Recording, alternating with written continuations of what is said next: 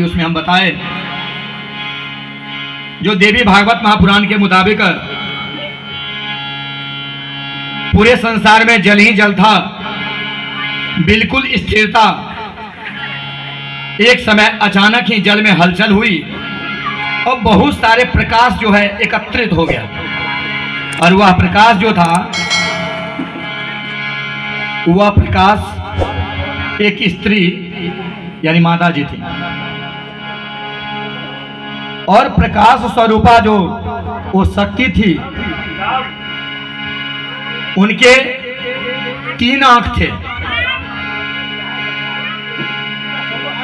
कहते हैं तीसरा आंख से उनसे ज्योति निकला, ज्योतिष प्रकाशित होने लगी, एकत्रित हुआ और ब्रह्मा जी वहां पर में जो है प्रकट हो गया। ब्रह्मा जी से आदि शक्ति बोली, ब्रह्मदेव क्या मेरे साथ आप मिलकर सृष्टि की रचना करेंगे क्या? तो बाबा कहते हैं क्यों मां? तो मां कहती हैं कि मुझे इच्छा है ये स्थिर जो जल है, स्थिर जो जगत है उसमें कुछ हलचल हो। अब हलचल होगा कैसे? देखते हैं यदि पानी स्थिर हो उसमें यदि पत्थर को आप फेंक देते हैं तो क्या होता है? उसमें टपाक की आवाज आती है और तत्पश्चात वहां हलचल होने लगता है, उसमें हलचल होने लगता है। ठीक उसी प्रकार जो है कहते हैं संसार में कुछ हलचल हो, जगत में हलचल हो तो कैसे होगा? हलचल के लिए क्या होगा? सृष्टि की रचना करनी पड़ेगी। सृष्टि रचना क्यों? क्योंकि उससे स्त्री बनेंगे और पुरुष दोनों से संतान की उत्पत्ति होगा, आदि आदि। ये कार्य सिर्फ माता ही कर सकती हैं। तो माता जो है जब ब्रह्मदेव से कहती हैं तो ब्रह्मदेव माता क्यों? क्योंकि वो प्रकाश स्वरूप जो था, देखिए ये जो हम जो भी बोल रहे हैं, पहले हूं यहीं की हूं, यहीं की बात करता हूं, जमी की हूं, जमी की बात करता हूं। हकीकत जो है खुद बयां कर देती है। तो क्या होता है, हम जो भी बोलेंगे वो यथार्थ होगा। तो एक बार जो है बनारस में BHU में प्रोग्राम चल रहा था, साथ में विष्णुपुर में भी। तो उस जगह जब ज्योतिष का कार्यक्रम हो रहा था, वहां व्याख्यान दे रहे थे, तो पूरे ब्रह्मांड और गैलेक्सी के बारे में जो है वर्णन हो रहा था।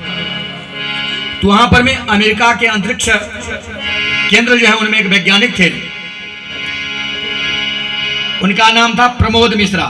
वो कहने लगे भास्कर जी, हाँ आप बहुत सुंदर व्याख्यान दिए, आपको वो CD हम देते हैं। बोले क्या करेंगे उसका?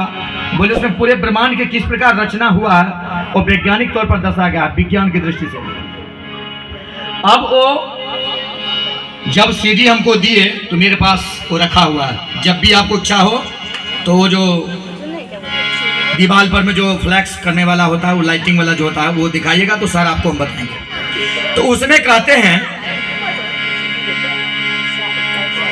जब वो प्रकाश हलचल जब वो जल में होने लगा, उससे जब प्रकाश निकला तो प्रकाश पुरुष के रूप में नहीं थे, वो योनि मुद्रा में वो प्रकाश था।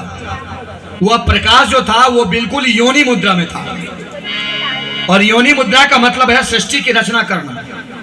तो सृष्टि की रचना करने का ये काम एक स्त्री ही कर सकती है। आजकल तो विज्ञान में क्या होता है पता नहीं, लेकिन हमारे शास्त्र सम्मत और वैदिक रीति में जो है, अब क्या हुआ, जो प्रकाश जो था, देखिए बड़ी इंपॉर्टेंट बात बता रहे हैं। आप बहुत सारे जगह कथा वगैरह श्रवण कीजिएगा और बस भगवान की लीला गुणगान आदि आदि, ये रहस्यमयी जो है घटना और इसका वास्तविकता से रूबरू होने का बहुत कम मौका मिलेगा, इसलिए आप लोग ध्यान दीजिएगा। तो क्या हुआ, जब वो प्रकाश एकत्रित हुआ तो प्रकाश किस मुद्रा में था? योनि मुद्रा, यानी कुछ नहीं था वहां, ना स्त्री है ना पुरुष है। ध्यान दीजिएगा, हम जो हैं आदि शक्ति को ना स्त्री कर सकते हैं ना पुरुष कर सकते हैं। भक्त जिस रूप में उनको बुलाते हैं उसी रूप में आ जाते हैं। आप कहिएगा क्या इसका कोई प्रमाण है, तो आप देख लीजिए, प्रमाण जो है अनेकों प्रमाण है। जब भगवान नारायण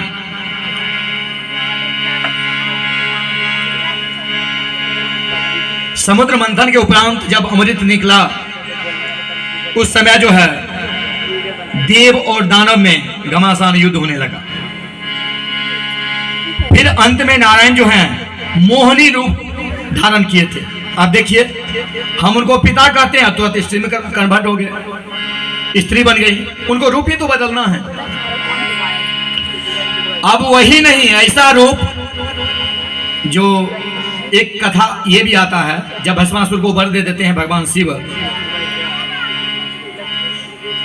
उसके उपरांत जो है भस्मासुर शिव के ऊपर ही हाथ रखने के लिए वहां उद्यत हो जाता है, तो भागते हैं। उस समय भी भगवान नारायण जो है, कहीं कहीं चर्चा होता है पार्वती मैया ही थी और कहीं कहीं हैं जो नारायण हैं, तो उस समय भी जो है विश्व मोहिनी के रूप धारण किए थे। उस वक्त हलचल थी और कथा के अनुसार बाबा भी उस समय व्यस्त थे। क्यों? क्योंकि भस्मासुर जो था पीछा लगा हुआ था।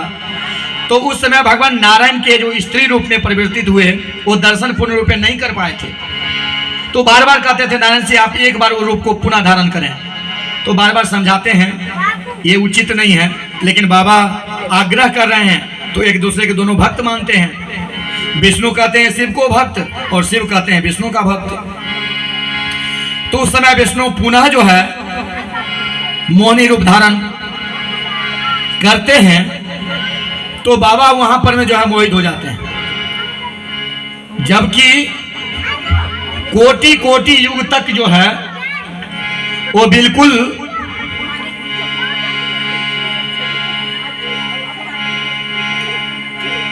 कामना वगैरह से जो है दूर रहते हैं, फिर भी वहां देखिए क्या स्थिति होता है। तो कहने का मतलब है, इससे एक उदाहरण तो आपको मिला कि भगवान को जिस रूप में बुलाएंगे उसी रूप में आ जाएंगे। यानी आदि शक्ति जो है, जिस रूप में आप बुलाइएगा उसी रूप में आ जाएंगे। देखिए काम की बात क्या है, सो बता रहे हैं। जिस रूप में बुलाइएगा उसी रूप में वो आ जाएंगे। अगर माता रूप में तो माता में, पिता के रूप में तो पिता के, मित्र बन के थे मित्र में, जिनको खोजिएगा उसी रूप में आ जाएंगे। ये हमारे तमाम वेद शास्त्र में उदाहरण भरे पड़े हुए हैं। तो अब क्या हुआ,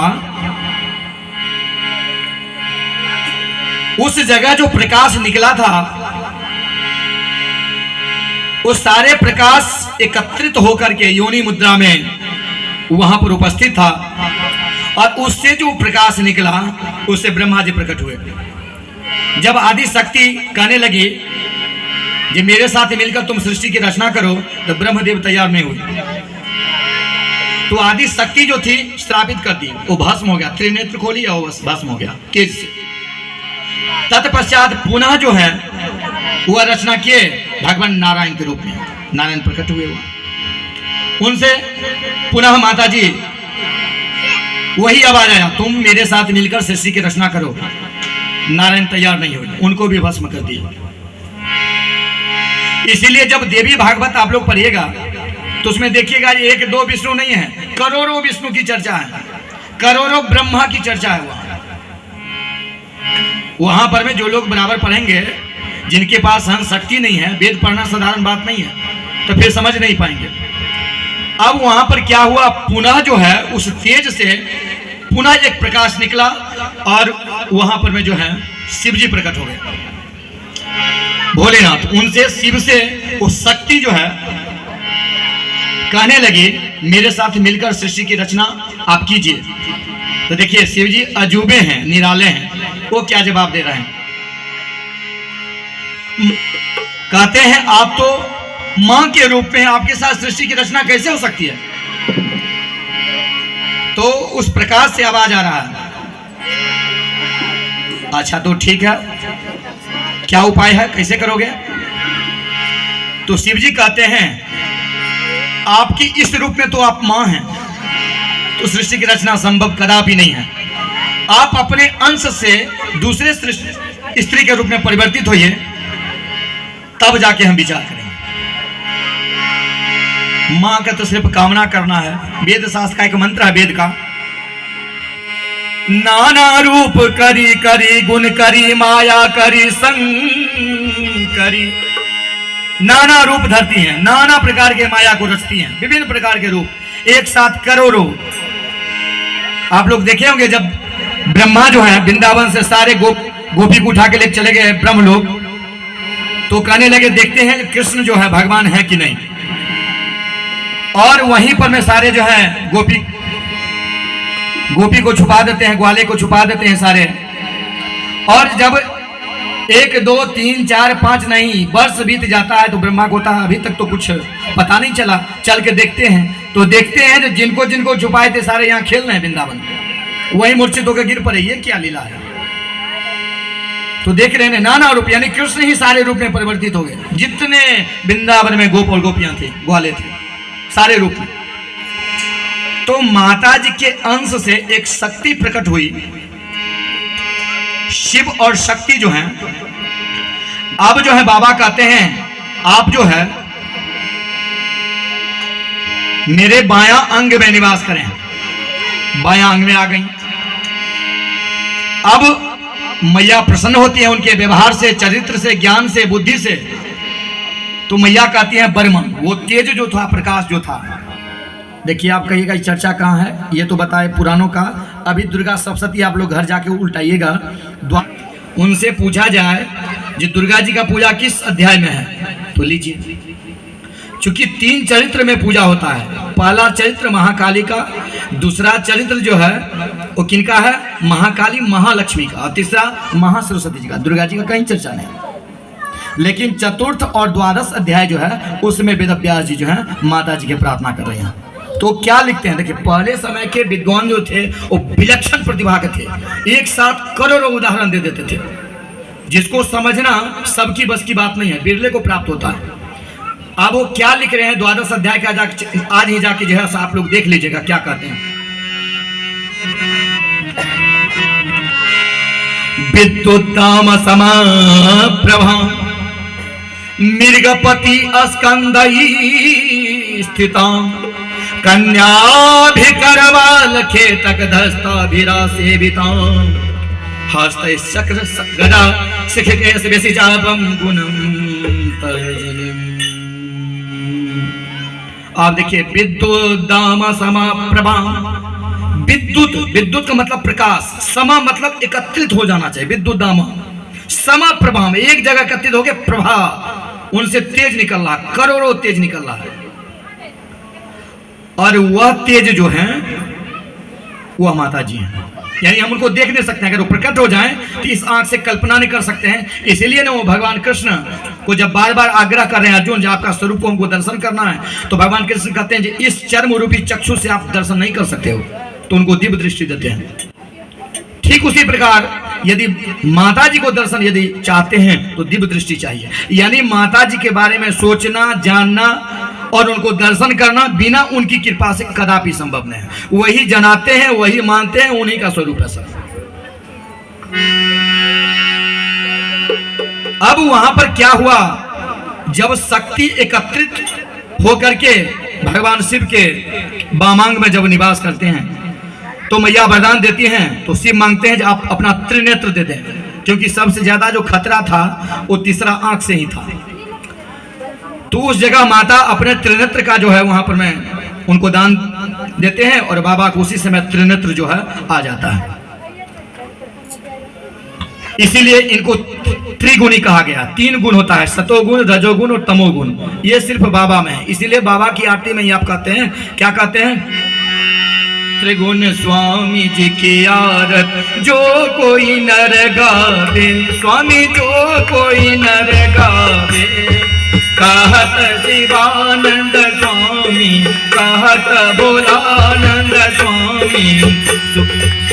अब देखिए, मन वांछित फल पावे, तुम जय शिव ओंकारा, जय शिव ओंकारा, मन भजति ओंकारा, ब्रह्मा विष्णु सदा शिव भोलेनाथ महादेव, हरधाम धारा ओम हर हर हर महादेव, हर हर हर महादेव।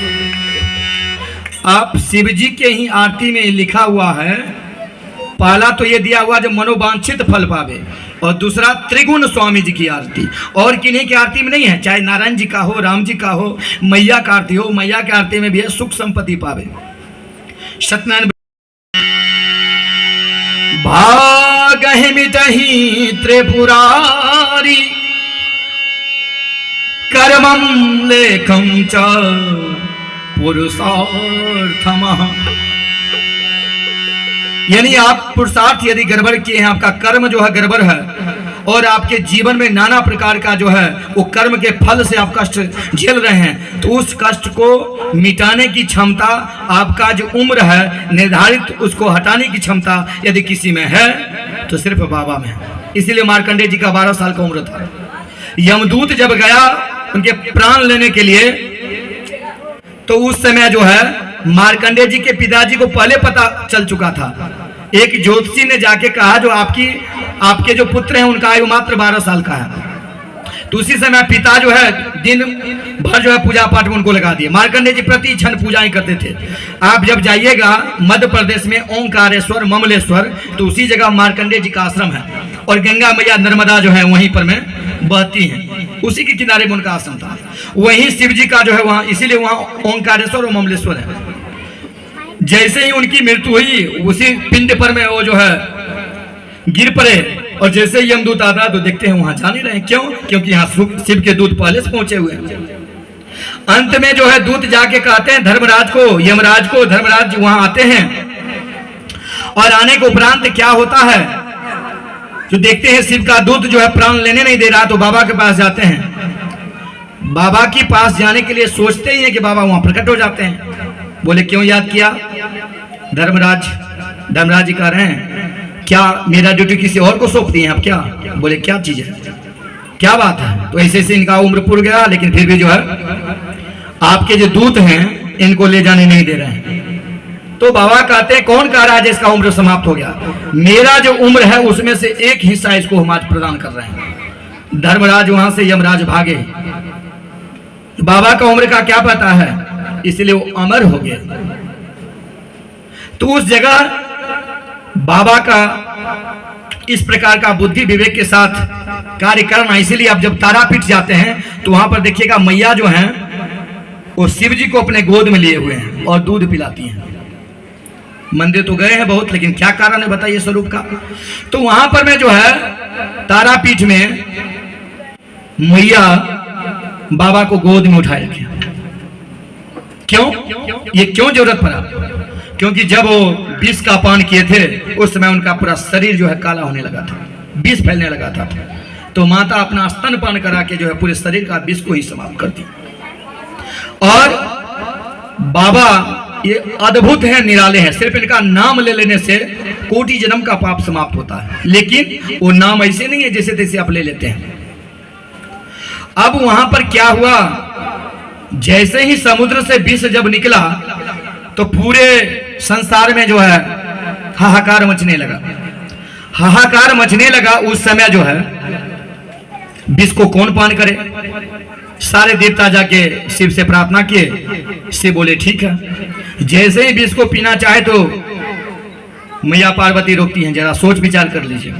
बाबा कहते हैं सोचना क्या, उनके जो गुरु हैं उन पर पूरा उनका विश्वास है, श्रद्धा है। उनका नाम लेते ही कुछ नहीं हुआ, कुछ नहीं होगा, ऐसा सोच करके ये जानते हुए भी जो विष पीने के बाद क्या होता है, उसका क्या परिणाम है, क्या उसका रिएक्शन है, पुनः वो पान कर जाते हैं। क्यों?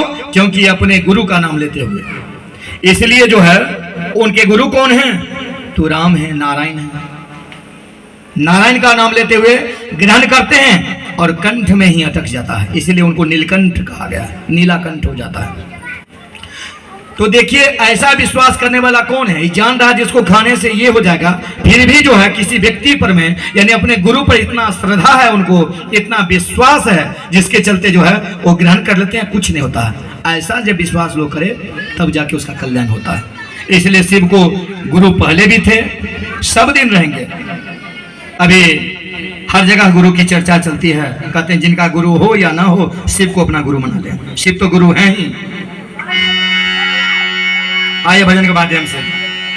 शिव गुरु शिव गुरु शिव गुरु सबसे प्यारा है मेरे प्रभु। शिव गुरु शिव गुरु शिव गुरु सबसे प्यारा है मेरे प्रभु।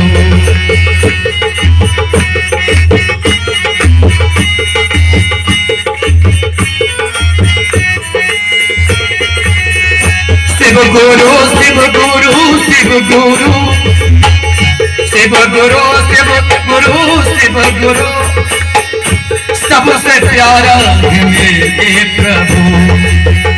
सबसे प्यारे हैं मेरे प्रभु। शिव गुरु शिव गुरु शिव गुरु सबसे प्यारे हैं मेरे प्रभु। शिव गुरु शिव गुरु शिव गुरु।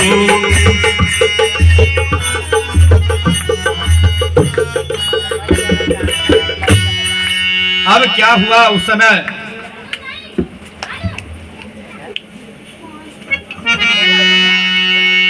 जैसे ही शिव में वो शक्ति आ जाती है, शिव पूर्ण हो जाते हैं। और चूंकि माता पहले बताई थी सृष्टि की रचना करना है, तो भोलेनाथ जो है उसके बाद जो है ब्रह्मदेव को प्रकट करते हैं। ये बाबा कर रहे हैं कार्य। बाबा जो है वहां पर में उनको प्रकट करते हैं। किनको? ब्रह्मदेव को। और उसके बाद नारायण को प्रकट करते हैं। वहां के मुताबिक हम बता रहे हैं, शास्त्र के मुताबिक।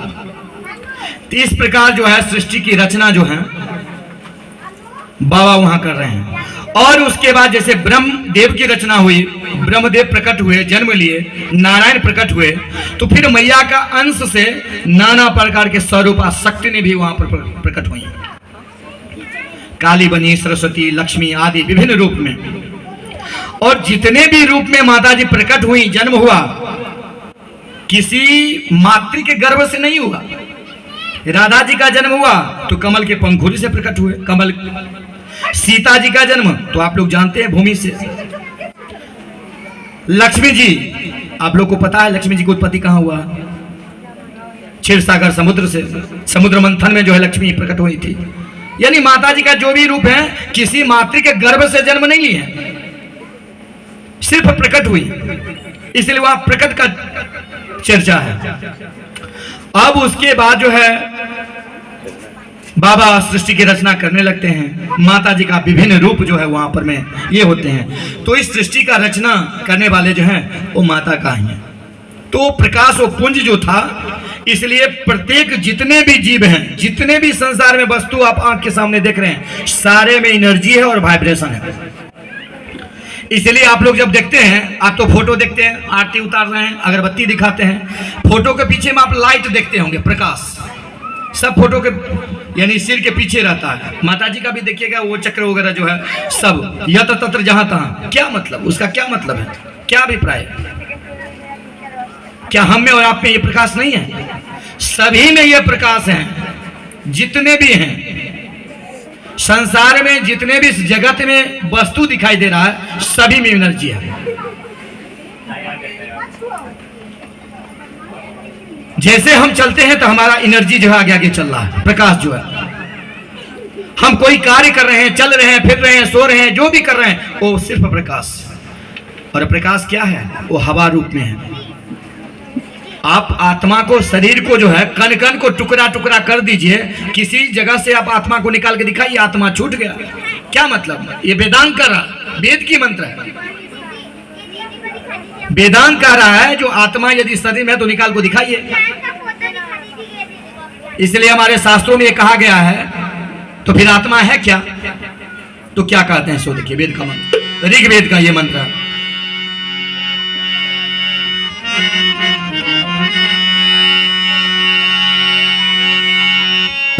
वायु अपान वायु व्यान वायु तथैव च उदान वायु समान वायु शरीरे बातम चाह जीव जीव। हवा रूप में है, बिल्कुल प्रकाश के रूप में है, इसलिए कहते हैं शरीर के अंदर कौन कौन से वायु हैं? प्राण वायु, ये प्राण का संचार करते हैं पूरे शरीर में। और अपान वायु, ये अपान वायु है, आपकी जितने नाड़ियां हैं उसका संचालन कर रहे हैं। व्यान वायु समान समान करके जो है, और उदान वायु जठराग्नि वगैरह भोजन वगैरह पचाने आदि आदि जितने हैं। तो इस सारे हवा यानी प्रकाश जो है वही है, शरीर से कुछ मिलेगा नहीं। इसीलिए आप लोग रामायण में महाभारत में सब जगह आप देखते हैं, जब शरीर समाप्त हो गया तो उससे प्रकाश निकला, सिर्फ देखते थे आप। इसका मतलब क्या है वही जानने के लिए आप लोगों का इस पंडाल में आना, जब तक कथा हो रहा है तब तक जो है समर्पण भाव से आप लोग आए और जाने, क्योंकि इसके जानने के लिए, इसके बारे में समझने के लिए बहुत सारे वेद वेदांग रामायण महाभारत आदि को अध्ययन करना पड़ेगा। और जीवन बड़ी छोटा है, 4 दिन की जीवन है, इसी में भी कमाना है, ये है वो है, ये विषय वो विषय आदि आदि, कहाँ भटकते रहेंगे। इसलिए शास्त्र जो है एक ही निष्कर्ष वहां निकाला, परोपकाराय पुण्याय पापाय परपीड़नम, यानी परोपकार कीजिए ये पुण्य है, और किसी को पीड़ा दीजिए तो ये क्या है? पाप है। आप लोग देखिए घर में आपके माता पिता बैठे हुए हैं, आप फिर भी भगवान को क्या कहते हैं? तुमेव माता च पिता तुमेव।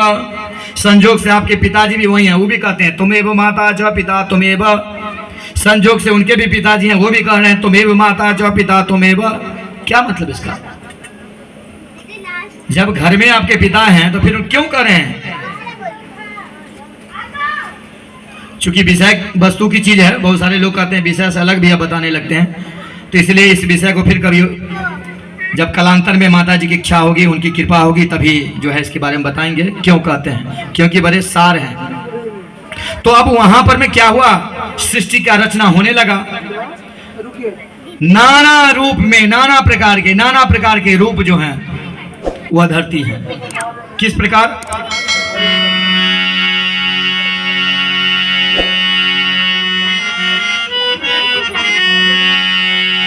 जय जय जय जगदम्बे मैया, परल बीच भमर में नैया, मैया पूजब हम तोहरी चरनियाना, मैया पूजब हम तोहरी चरनियाना। दर्शन दर्शन दर्शन देदा देदा देदा अम्बे मैया, दर्शन देदा देदा देदा अम्बे मैया।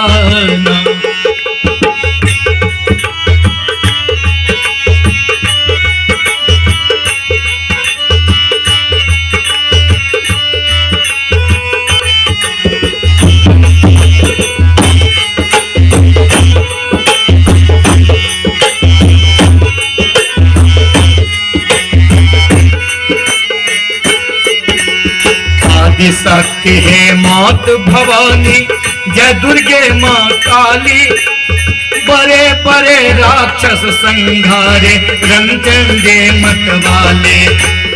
आदि शक्ति है मात भवानी, जय दुर्गे माँ काली, बड़े बड़े राक्षस संघारे रंगचंदे मत वाले। वो अपने भक्तन के रखवैया, सबकी आरती सुनवैया, मैया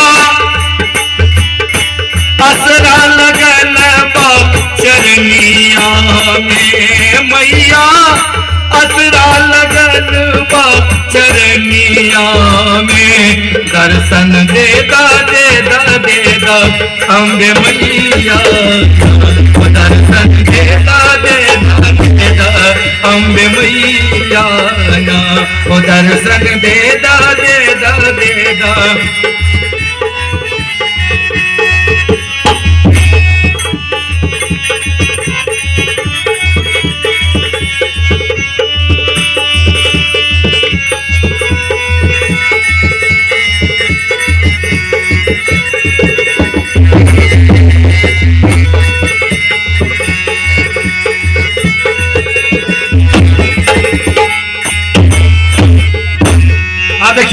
जब जब भीड़ पड़ी भक्तन पर तब तब माँ तू आई।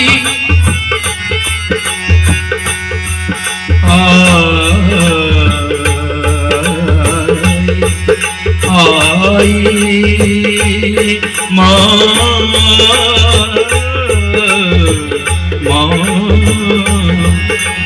जब जब भीड़ पड़ी भक्तन पर तब तब माँ तू आई। दानव डल कर टूट पड़ी माँ करके सिंह सवारी।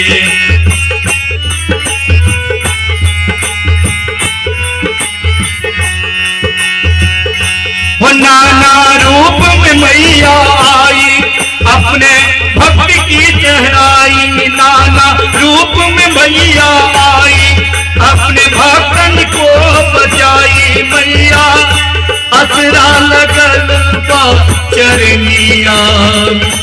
मैया पूजब हम तोहरी चरनिया ना। वो दर्शन देता देदा देदा अम्बे मैया। वो दर्शन देता देदा देदा अम्बे मैया ना। वो दर्शन देता देदा देदा अम्बे मैया ना। वो दर्शन देता देदा देदा अम्बे मैया। देखिए ना, ये सृष्टि की रक्षा हेतु ही माता जी आती हैं विभिन्न प्रकार के रूप धारण करके अपने भक्त की रक्षा के लिए जो है। इसलिए जो है भक्त को माता जी की भक्ति करना चाहिए। लेकिन भक्ति हो कैसे, भक्ति करें कैसे, भक्ति है क्या? देखिए भक्ति जो है बड़ी मारे की वस्तु है। भक्ति एक दो भक्ति नहीं है, भक्ति का विभिन्न रूप है, विभिन्न स्वरूप है। रामायण में तुलसीदास जी नवधा भक्ति लिखते हैं और भागवत में जो है अष्ट भक्ति के बारे में बताया गया है। और उपनिषद मात्र दो भक्ति की चर्चा करते हैं। उपनिषद मात्र दो भक्ति। भक्ति का मतलब समझते हैं आप लोग? भक्ति का क्या मतलब? भक्ति का मतलब है भगवान में प्रीति रखना, समर्पण रखना। लेकिन कौन सा भाव होना चाहिए, किस भाव से? यदि रामायण में जाते हैं तो 9 है, भागवत में जाते हैं तो 7 और 8 की चर्चा है। कौन कौन से? तो देखिए राम भागवत में क्या है? दासत्व भक्ति प्रेमं भक्ति सख्यं भक्ति तथैव च पितृभक्ति मातृ भक्ति माधुर्यं भक्ति उत्तमः।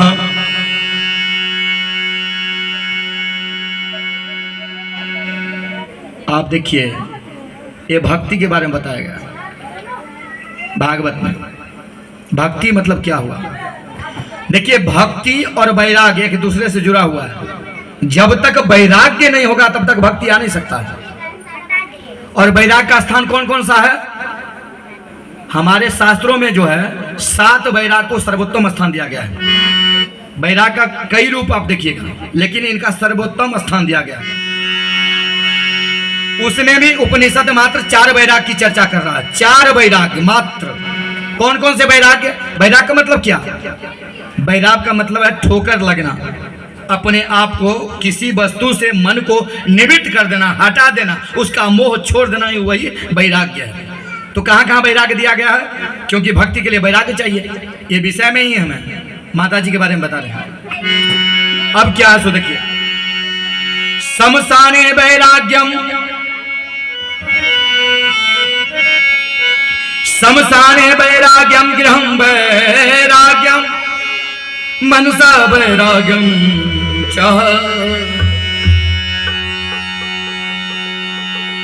नारी वैराग्यम सर्व वैराग्यम उत्तमः वैराग्यम तथैव च। वैराग का मतलब कल आपको बताए थे, माया का मतलब नारी। वैराग के मतलब में भी नारी का ही प्रधानता है। यहाँ भी देखिए, तो पहला वैराग जो दिया गया वो क्या है? शमशाने वैराग। शमशान का मतलब श्मशान में कोई मर गया आप देखते हैं उसको जलते हुए तो आपको वैराग्य उत्पन्न हो जाता है। जो देखिए इतना धन संपदा था सब छोड़ के चला गया, ओ वैराग्य हुआ। ओ वैराग्य कब तक है? जब तक घर नहीं आए, थोड़ा हंसी मजाक नहीं हुआ, व्यंग्यात्मक शब्द का प्रयोग नहीं हुआ, टीवी मोबाइल जब तक नहीं देखे तब तक वैराग्य है। जैसे लगे वैराग्य समाप्त। इसको क्या कहते हैं? क्षणिक वैराग्य। उदाहरण स्वरूप मान लीजिए एक व्यक्ति था, वह व्यक्ति पेशा से वकील थे, दिन रात परिश्रम करके वो जमीन लिए, मकान बनाए। उनके 2 बच्चे थे, एक बड़े और छोटे। दोनों को पढ़ाई लिखाई, दोनों की सर्विस लग गई, नौकरी हो गया। एक दिन बड़ा बच्चा पत्नी के साथ जो है बाहर से आए और कहने लगे, पिताजी आप ऐसा करें ना, हमको अलग कर दीजिए, जमीन जथा जो है सब बांट दीजिए। तो कहने लगे, नहीं, मेरे उपरांत जो करना होगा करना, अभी जो है दोनों मिल के रहो, अभी जो है बंटवारा नहीं होगा। इसी पर दोनों का कहा सुनी होने लगा। अंत में जो है उनके बड़े पुत्र जो थे वो डांटने फटकारने लगे, चूंकि यौवनावस्था था और पिता तो उस अवस्था में जाके वृद्ध हो जाते हैं, लाचार हो जाते हैं। तो डांटने फटकारने लगे तो पिता रोने लगे, बिलखने लगे और घर से निकल गए। चूंकि मोहल्ला होके जाना पड़ता था कहीं बाहर, तो सारे लोग बोले, क्या बात हुआ, क्या हुआ, क्या हुआ? कहने लगे, पुत्र ऐसा किया। और कहते थे, देखो जो है सब कुछ किए और वही इस तरह ठुकरा दिया, अब हम लौट के नहीं आएंगे। ये कह के चले गए। तो देखिएगा मंदिर का मतलब क्या होता। पहले समय मंदिर कहाँ होता था? बिल्कुल एकांत, पहाड़ पर में, जंगल में। जितना भी मंदिर देखिएगा सारे, आज भले वो गांव मोहल्ला और बाजार हो गया हो, लेकिन पहले एकांत में होता था। क्यों? क्योंकि मन के लिए हलचल नहीं चाहिए। जितना स्थिर होगा तभी तो मन में स्थिरता होगा। अब मन जहां स्थिर हो गया, दृढ़ हो गया, वही मंदिर बन गया, चाहे वो घर हो, चाहे वो बाहर हो, कहीं भी हो। तो मंदिर का जो स्थान होता है वो बिल्कुल अलग। और जितने भी मंदिर देखिएगा वो सारे ट्रायंगल नुमा। एक बार क्या हुआ, एक जगह कथा कर रहे थे, तो आरा भोजपुर के 1-2 लोग थे, आए श्रवण करने लगे। तो वहां पर ये चर्चा किए, जितना भी मंदिर को ट्रायंगल नुमा आप देखते होंगे, ट्रायंगल, त्रिकोण, 4 कोण, बिल्कुल 4 कोना में ऊपर रहता है। ऐसा क्यों? चाहे वो मुस्लिम का हो चाहे और भी हो, कुछ न कुछ देके उसको ट्रायंगल बना ही देगा। इसका क्या कारण है, क्या अभिप्राय है? देखिए इसका अभिप्राय क्या होता है। अभी लोग बहुत, आप लोग पढ़ाई किए हैं, बहुत विषय की जानकारी लिए हैं, आप समझिए क्या है। इस सारे विषय से अलग है। ट्रायंगल नुमा क्यों मंदिर बनाया जाता है? तो विज्ञान में आ जाइए। विज्ञान क्या कह रहा है? हमारे और आपके ऊपर क्या है? वायुमंडल का दबाव है। यदि उसका दबाव समाप्त हो जाए तो हवा मोड़ने लगेगा, हनुमान जी के जैसा। आप अभी देखिए रहे आश्चर्य में कई जगह है, हर जगह आप देखते हैं हवा मोड़ता है किस प्रकार। अथवा आप लोग विज्ञान में पढ़े होंगे, यूट्यूब पर में देखे होंगे, यदि आप वायुमंडल से ऊपर चले जाते हैं, अंतरिक्ष में चले जाते हैं, तो यदि पानी भी पीते हैं तो हवा में तैरने लगता है। आप इधर उधर ऐसे ही टहलने लगते हैं बिना परिश्रम का। चलिए अंतरिक्ष में नहीं जाइए, जल में आ जाइए।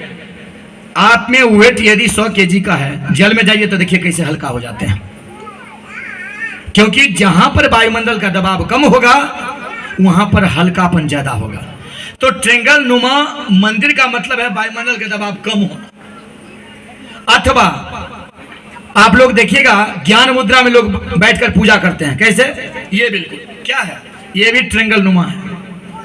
इसलिए जो आपके ऊपर वायुमंडल का दबाव कम पड़ेगा, जितना वायुमंडल का दबाव कम पड़ेगा उतना आप अपने आप को हल्का महसूस कीजिएगा। जितना वायुमंडल का दबाव आपके ऊपर कम पड़ेगा उतना ब्रेन जो है बहुत ज्यादा काम करेगा, एक्टिव करेगा, एक्टिव रहेगा।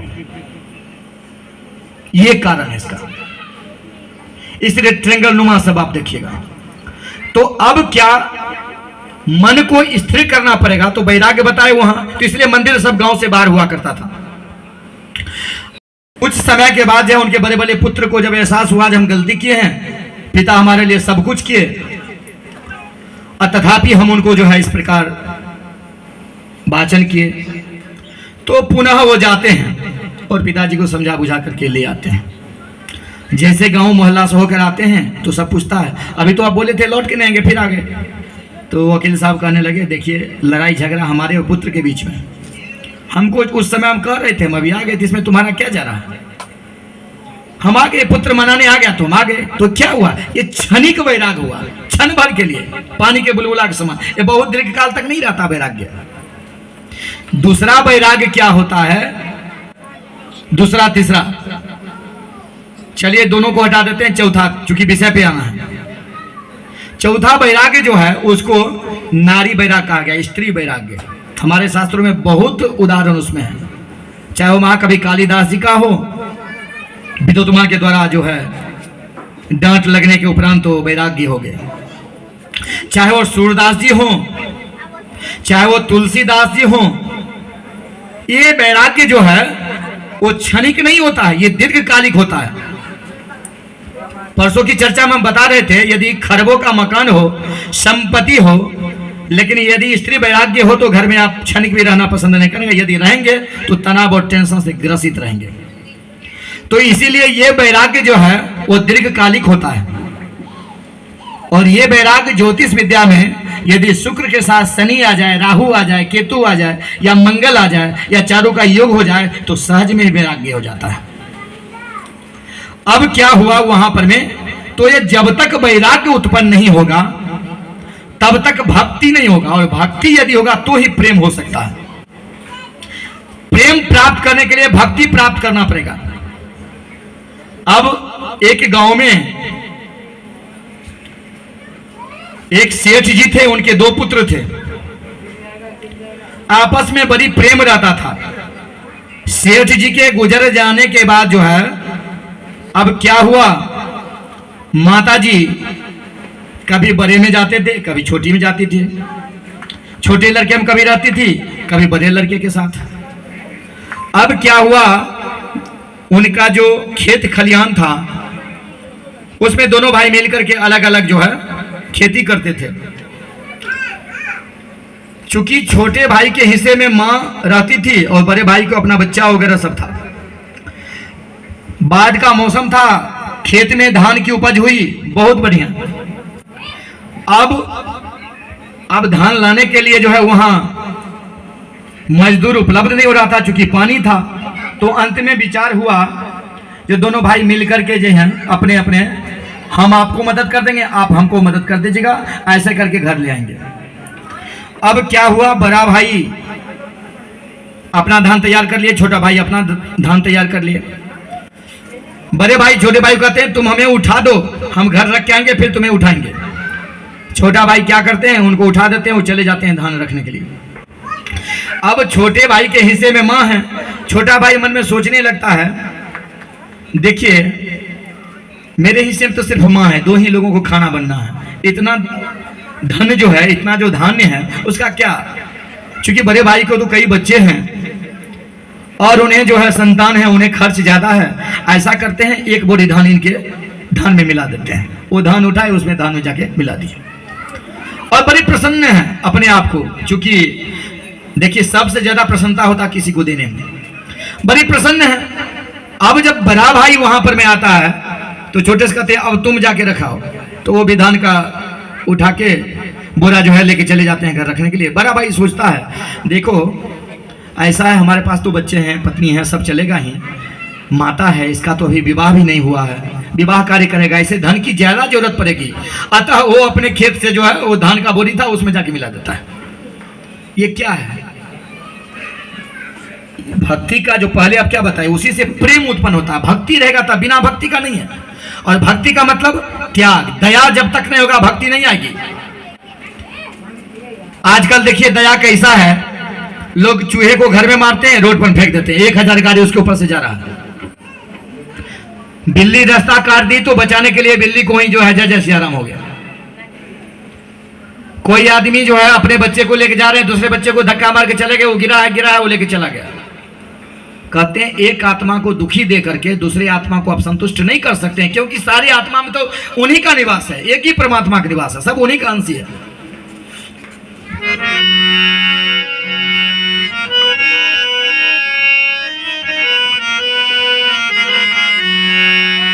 ईश्वर अंश जीव अविनाशी। सारे ईश्वर के अंश है, लेकिन जो अजीब अविनाशी है, तो एक आत्मा को प्रसन्न करने के लिए दूसरे आत्मा पर ख्याल रखना पड़ेगा, तभी आपका आत्मा प्रसन्न होगा। तो वहां पर वह दासत्व भक्ति जो पहला बताए, वह भक्ति कौन करते हैं? हनुमान जी, लक्ष्मण जी, ये सारे दासत्व भक्ति करते हैं। भरत जी, सारे दासत्व भक्ति का मतलब होता है यदि स्वामी घर में हो तो उस समय जो है नहीं जाना चाहिए, बड़ी मर्यादा है उसमें। इससे ऊपर जब जाइएगा तब जो भक्ति होता है उसको सख्य भक्ति कहते हैं। सख्य भक्ति का मतलब मित्र का भक्ति, तो फिर वहां जाने आने की पाबंदी समाप्त हो जाएगी। उससे ऊपर आइएगा तो वात्सल्य भक्ति, यानी आप पिता हो जाइए, भगवान को पुत्र मान लीजिए, जैसे भगवान राम, भगवान कृष्ण आदि आदि। उससे ऊपर जाइएगा तो मातृत्व भक्ति, जो आप लोगों को पता है। उससे ऊपर जब जाइएगा तो आता है माधुर्य भक्ति, ये बिरले को प्राप्त होता है। उसके ऊपर जब जाइएगा, ऐसे ही भक्ति के साथ चरण है, तो वो भक्ति हमारे और आपकी बस की बात नहीं है। वो भक्ति सिर्फ राधा को मिला है, इसलिए राधा का नाम लेना सर्वोपरि कहा गया है। राधा राधा रटत ही सब बाधा मिट जाए, कोटि जन्म की आपदा श्री राधे राम सो जाए। सिर्फ राधा को प्राप्त है। क्यों प्राप्त हुआ? क्यों प्राप्त है? क्योंकि हमारे समाज में, हमारे जगत में जो त्याग करेगा उसी का नाम होगा। तो राधा से बढ़कर के दूसरा संसार में कोई त्याग नहीं किया, अपने पूरे जीवन को न्यौछावर कर दी, भगवान कृष्ण में समर्पित कर दी, और बिल्कुल ब्रह्मचारिणी स्वरूपा। कल्पना कर सकते हैं उनका विवाह कार्य आदि नहीं, क्योंकि कृष्ण और राधा दोनों एक ही हैं, लेकिन भक्ति की परिसीमा को पार कर गए, इसलिए वो उन्हीं को प्राप्त है, हम लोगों से बस की बात नहीं है। तो इसलिए भक्ति जो है जब तक प्राप्त नहीं होगा तब तक जो है प्रेम नहीं होगा, समर्पण नहीं होगा। जब तक प्रेम नहीं होगा, समर्पण नहीं होगा, तब तक जो है भगवत प्राप्ति नहीं हो सकती है। देखिए, लेकिन आप कहिएगा प्रेम, समर्पण, इसीलिए तमाम चीज जो निकला है, संगीत क्यों निकला है? संगीत का क्या मतलब? संगीत का मतलब जो संग को जीत ले, यानी मन को जीतने का तरीका है, संगीत है। आजकल तो देखते हैं एमएच वगैरह में हर जगह रोग व्याधि यदि हो जाए तो हॉस्पिटल में भी लोग संगीत सुनने के लिए कह रहे हैं। मन की स्थिरता होती है, उसका ब्लड टेम्परेचर है वो स्थिर हो जाता है, नाना प्रकार की बीमारी उसे ठीक होता है। तो एक संगीत का जरिया है, वाद्य की जरिया है, तमाम तरह के कार्य के जरिया है। सिर्फ एक ही उपाय है, सिर्फ भक्ति के लिए। दूसरा क्या? दूसरा है पूजा पाठ। अब पूजा पाठ कौन करता है? सबकी बस की बात है नहीं पूजा पाठ करना। पूजा पाठ से फल प्राप्त करना सबकी बस की बात नहीं है, कठिन विद्या है, लेकिन सहज मार्ग है। इसका क्या मतलब? इसका मतलब यह हुआ आप उस योग्य नहीं हैं, आप उस योग्य नहीं हैं जो भगवान की प्राप्ति कर सकते हैं, भगवान का आशीर्वाद प्राप्त कर सकते हैं, फिर भी आप प्राप्त कर लेते हैं। कैसे प्राप्त कर लेते हैं? तो भगवान जिस बंधन में बंधे हुए हैं उस बंधन को ही पकड़ लेते हैं आप। यानी आकाश में यदि गुड्डी उड़ रहा है, पतंग उड़ रही है, तो पतंग को, धागा को अपने पास आप रखिए, वो कभी न कभी जो है आप अपने पास ला सकते हैं। हालांकि पतंग में जज्बा होती है, एक सीख देती है पतंग, क्या? निश्चितम चैवह पतंति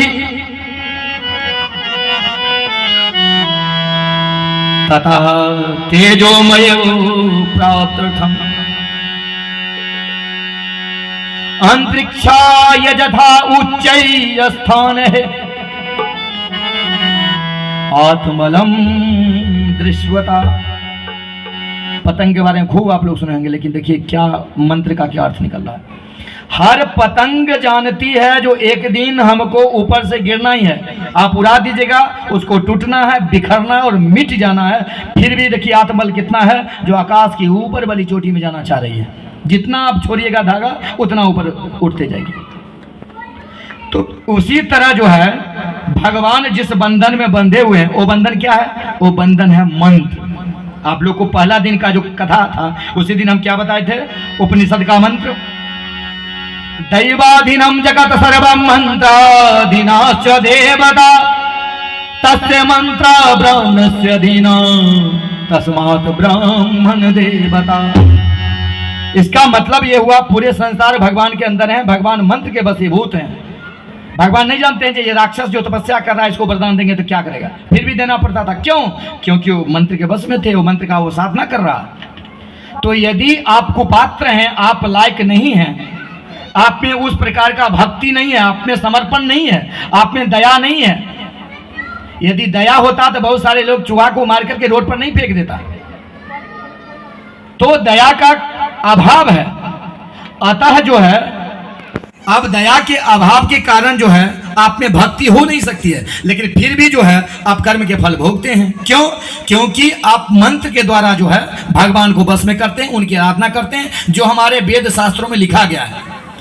तो वेद शास्त्र में, ऋग्वेद में सिर्फ कर्म का व्याख्यान है। यजुर्वेद, अथर्ववेद, सामवेद सब में सिर्फ पूजा पद्धति है, सबका अंश लिया गया है। अब देखिएगा जितने भी पद्धति हैं सभी के ऋषि हुए और वो ऋषि साधना करके भगवान से वरदान प्राप्त किए, जो ये कार्य हम करेंगे तो आपको आशीर्वाद देना पड़ेगा। तो आप वो कार्य क्या है ये जानते हुए भी राक्षस यदि वरदान दे देंगे तो गड़बड़ करेगा, फिर भी वरदान देते थे। ठीक उसी प्रकार यदि हम पूजा पाठ करते हैं तो निरर्थक नहीं है, वो बिल्कुल सार्थक है 100%।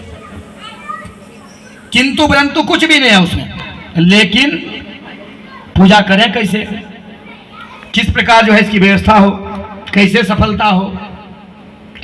सबसे पहला समस्या तो आपके साथ जुड़ा रहेगा कुछ न कुछ, या तो धन की कमी है, धन एकत्रित हो गया तो समय की कमी है, समय एकत्रित हो गया तो शरीर लाचार है।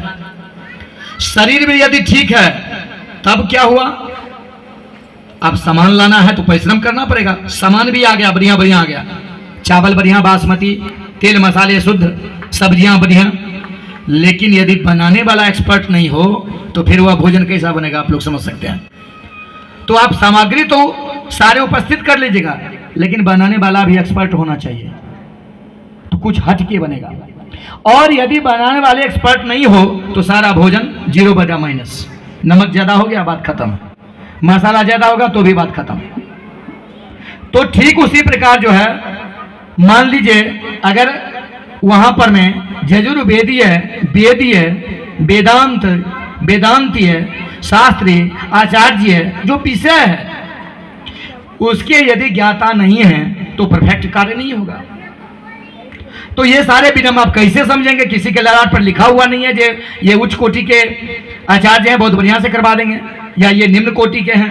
डॉक्टर के यहाँ तो लिखा रहता है PhD, MBBS आदि आदि सब, तो कहते हैं डॉक्टर बहुत बढ़िया है, लेकिन यहाँ क्या होगा। और चूंकि इसमें कहीं कुछ है नहीं तो लिखने में क्या जा रहा है, आचार्य तो लगाना सहज बात है। आजकल तो 10,000 रुपया दीजिए आपको डिग्री मिल जाएगी, लेकिन हम लोगों को कितना पापड़ बेलना पड़ा। ये कमोल जी हैं हम लोग साहब, 4-4 बार जो है सो 8-8 बार फॉर्म भरना, ये देना वो देना आदि आदि तमाम। यानी कहने का मतलब ये हम बता रहे हैं जो फिर उस जगह पर में जो है उसकी व्यवस्था होने। लेकिन जानिएगा कैसे, तो इसके लिए विभिन्न तरह के लोगों से पूजा करवाइएगा, तब पता चलेगा जो कौन जो है परफेक्ट है। लेकिन अब परफेक्ट का कैसे पता चलेगा, इसके लिए आपको भी जानकारी रखना पड़ेगा। आपको आएगा ही नहीं, तुम्हें माता च पिता तुम्हें मंगलम भगवान विष्णु, तो आप कैसे समझिएगा। इसलिए पूजा सबकी बस की बात नहीं है। और पूजा होगा ही कैसे, तो पूजा का 6 गो विधि है, 6 स्वरूप है पूजा के। कैसे, समर्पणम प्रेम भाव श्रद्धाया दीयते दियंदाम मनसा वाचा च कर्मणा समर्पणम पूजा स्वरूप। सबसे पहले तो आपको विश्वास करना पड़ेगा, श्रद्धा करनी पड़ेगी। जो हम जिस कार्य के कर रहे हैं वो कार्य जरूर सफल होगा, हम जिनके लिए कर रहे हैं वो जरूर वहां तक पहुंचेगा।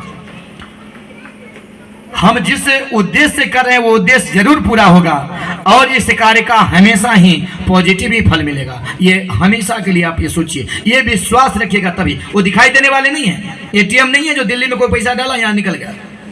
ये तो विश्वास की चीज है, इसलिए विश्वास है फलदायक। हम विश्वास कीजिएगा तभी प्राप्त होगा। लेकिन ये सारे जो अभी बताएं, जो जो इसमें कठिनाइयां हैं, उसको पूरा करना पड़ेगा।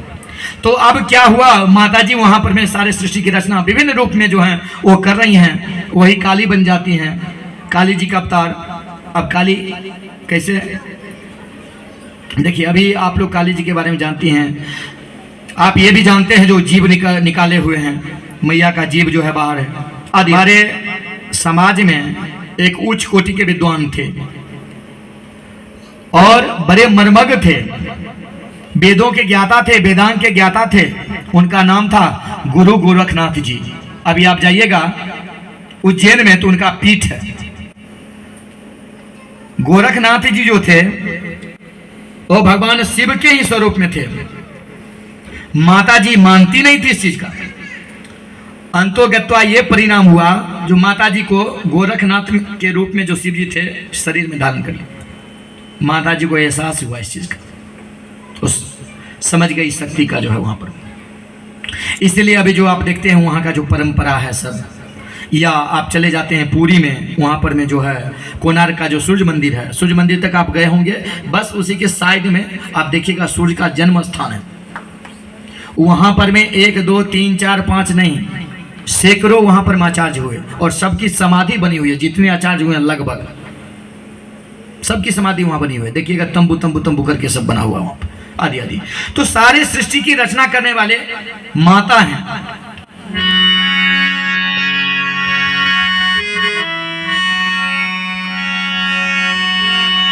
सारे जगत को बनाने वाले वही जगत को चला रहे हैं।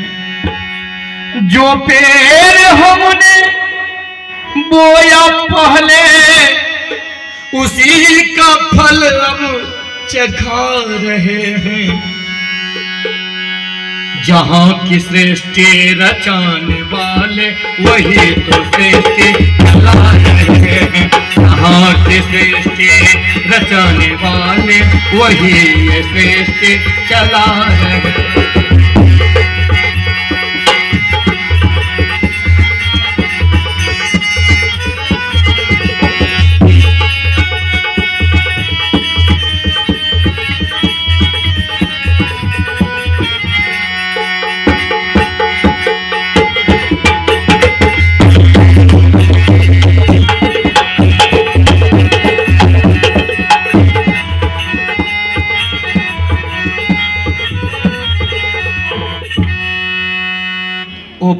परब्रह्म स्वरूपिणी जो तेज है वो विभिन्न रूप धारण कर लेती हैं।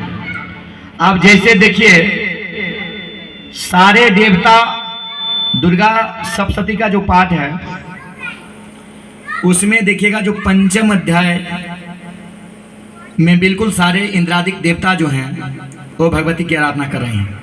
देखिए लोग कहते हैं 3 लोक हैं, स्वर्ग लोक, पृथ्वी और पाताल। यदि स्वर्ग लोक में भी यदि आप पुण्य के प्रभाव से चले जाते हैं तो वहां भी माता जी ऐसे नहीं जो स्वर्ग में रूबरू होती रहती हैं, आपके पास आ जाएंगी, आपसे जैसे आप हम बैठे हुए ऐसे ही बातचीत करेंगी। वहां भी आपको साधना करना पड़ेगा, वहां भी तपस्या ही करना पड़ेगा। इसलिए इंद्रादिक देवता वहां तपस्या कर रहे हैं। आप देख लीजिए दुर्गा सप्तशती में। अब वहां पर में जो है सारे देवता माता जी की आराधना कर रहे हैं तो माता जी प्रसन्न होती हैं, कहती हैं वर मांगो। तो सारे देवता कहते हैं मां मुझे किस प्रकार जो है कोई भी यदि मुझे भोजन कराए पृथ्वी पर तो मेरे पास कैसे पहुंचेगा, मुझे कैसे तृप्ति होगा, ये आप जतन कीजिए। तो माता जी उन लोगों को वरदान देते हैं, कहते हैं ठीक है।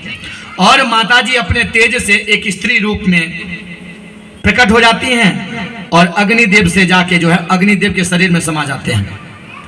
अब जैसे ही आप लोग हवन करते हैं, कहते हैं ना स्वाहा, जिस देवता के नाम लेके, तो माता जी के द्वारा उनके पास पहुंच जाता है उन देवता का जितना आप आराधना कर रहे हैं। अब देखिए माता जी का है विभिन्न रूप आदि आदि जो है सारे जगत में जहां भी है जो भी है सब है। अब क्या हुआ, उस जगह पर में जो है जैसे ही सारे देवताओं को मिलने लगा तो हमारे पितर के जो हेड हैं उनको विश्वदेव कहते हैं, वो भी पहुंच गए माता जी के पास। माता जी मेरा भी रक्षा करें। क्या हुआ? तो मेरा कैसे जो है भोजन प्राप्त हो, मुझे कैसे कोई दे तो मुझे प्राप्त हो। तो माता जी का फिर तेज से एक स्त्री प्रकट हुई और वो क्या बन गई? स्वधा, और अग्नि से जाके अग्नि के शरीर में समा गए। इसलिए अग्नि की 2 पत्नी हुई, स्वाहा और स्वधा। स्वधा के द्वारा किनको प्राप्त होता है? आपके पितृ को। इसलिए जब भी हवन होता है तो तर्पण परम आवश्यक है। इसलिए आप कहते हैं वहां पर में स्वधा। और ये मंत्र भी बना हुआ है, काली जी का मंत्र, उसमें लिखा भी है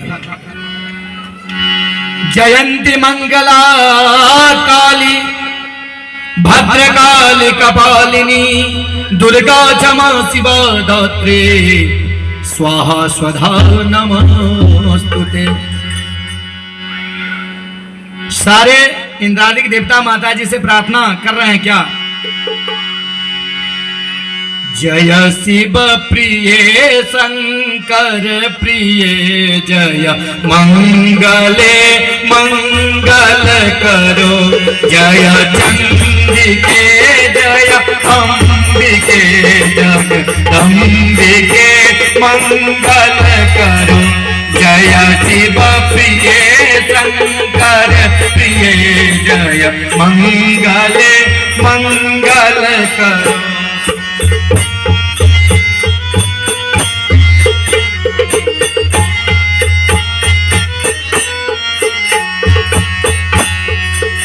देवता कर रहे हैं कमल मुख कपालिनी असीम साथी धारिणी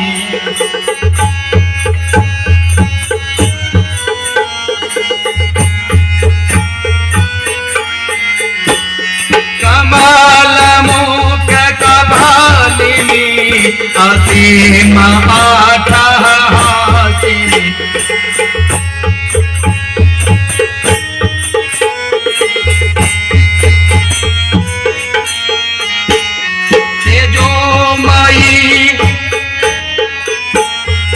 मूर्ति साथी धारिणी जगदीश्वरी परमेश्वरी महेश्वरी मंगल करो जय शिव प्रिय शंकर प्रिय जय मंगले मंगल करो।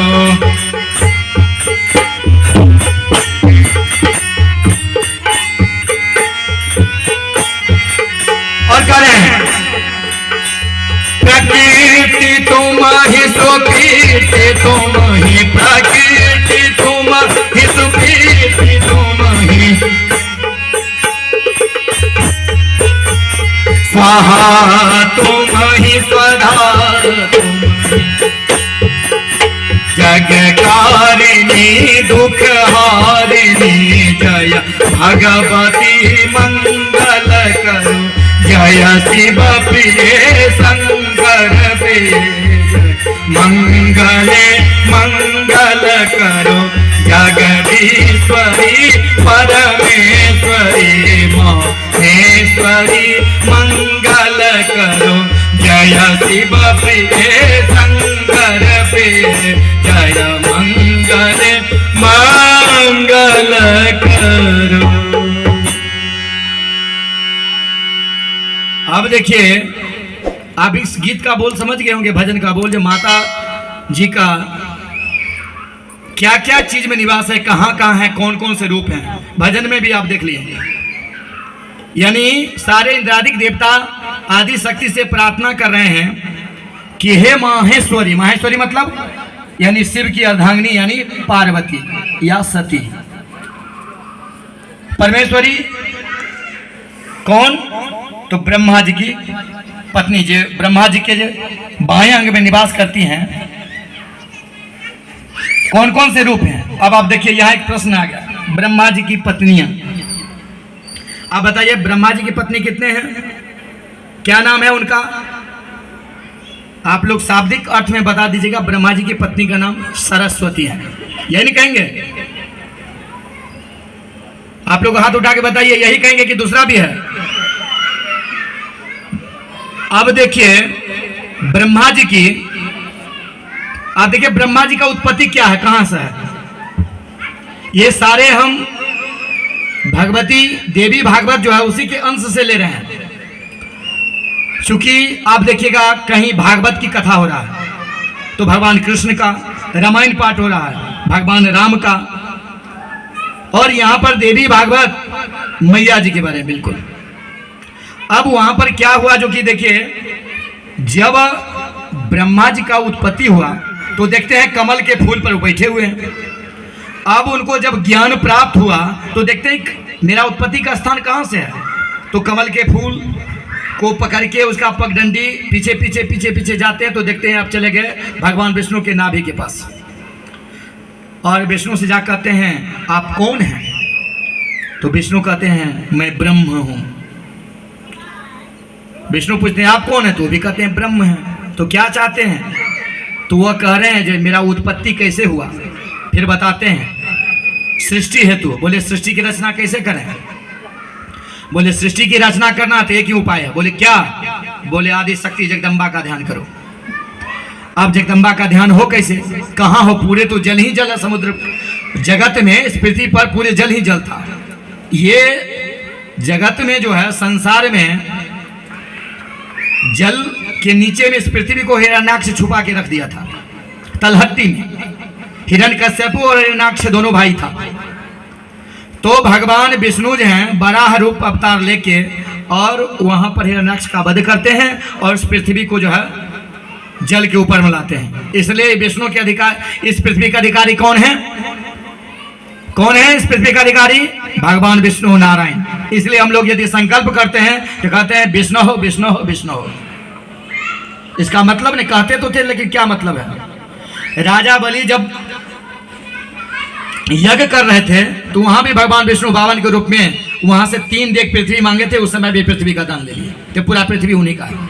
कई उदाहरण है ऐसा।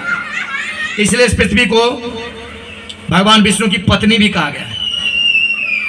अब क्या हुआ, तो ब्रह्मा कहते हैं हम तपस्या कैसे करें, पूरा जल ही है। तो भगवान विष्णु अपने हाथ से जो कमल का जो फूल उनके हाथ में रहता है वो ऐसे करके उछाले, फेंके। बोले जहां जाके गिरे वहीं जाके तुम तपस्या करना, वहीं जाके यज्ञ करना। अब क्या हुआ, फूल जो है हाथ से निकला हुआ उड़ते उड़ते उड़ते उड़ते कहां चला गया? राजस्थान। और राजस्थान में कहां? जयपुर के पास। और उस जगह कहां? तो पुष्कर, जो अभी पुष्कर शहर जो आप लोग सुने हैं, वो उसी जगह पर जाके गिरा। पुष्प मतलब फूल और कर मतलब हाथ। देखिए कर का 2 व्याख्या है, क और छोटी रह और क और बड़ी रह, दोनों का अर्थ अलग होगा। कर मतलब करा भी होता है, कर मतलब हाथ भी होता है। तो यहां पर जो है जहां पर छोटी र का प्रयोग किया जाता है, आप लोग कहते हैं ना जैसे संस्कृत में देखिए बड़ी गड़बड़ी चीज क्या है, जब तक व्याकरण आप नहीं पढ़िएगा तो संस्कृत का शाब्दिक अर्थ नहीं निकाल पाइएगा। उसमें बहुत सारा ऐसा शब्द है जो छुपा हुआ है, उसको व्याकरण से आपको निकालना पड़ेगा। जैसे है उत्तमम, लेकिन वहां लिखा क्या रहता है? मूतमम, है ना। रुद्री पाठ जैसे करते हैं पंचम अध्याय में, तो वहां भी कहते हैं नमस्ते रुद्रमन्यवाउतोत इखवे नमः बाहुभ्याम मुतते नमः। तो मुतते का मतलब आप लोग शाब्दिक अर्थ निकाल सकते हैं, लेकिन वहां है ऊतते, ऊ लगा हुआ है, तब उसको निकालना पड़ेगा। उत्तमः निकालना पड़ेगा, जब तक व्याकरण नहीं होगा तब तक नहीं होगा। अब जैसे देखिए संस्कृत में क्या है, यदि म हुआ, सिर्फ म लिखा हुआ, तो उसमें उच्चारण क्या आएगा? उसमें रुकना नहीं है। यदि कोमा लग जाए तो रुकना है। जैसे हर्षि और दीर्घ, अभी आप देखते हैं हनुमान चालीसा सभी लोग पढ़ते हैं, कहते हैं ना श्री गुरु चरण सरोज रज निज मन मुकुर सुधारी। बहुत लोग कहेंगे सुधारी, वरुणो रघुबर विमल जसा जोधायक फलचारी, वहां फलचार भी कहते हैं।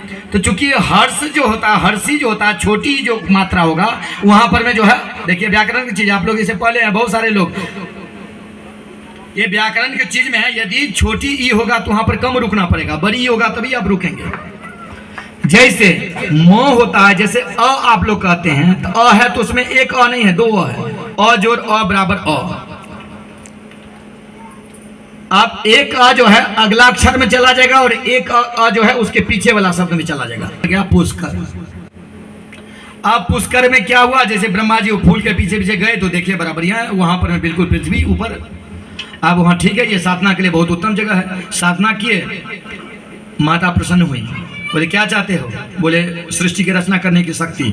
बोले यज्ञ करना पड़ेगा, बोले यज्ञ करना पड़ेगा। तो हाँ, अब यज्ञ कैसे हो, तो उस समय के जो आचार्य महोदय थे, ब्राह्मण थे, संत महात्मा थे, ऋषि थे, सारे को एकत्रित किया गया।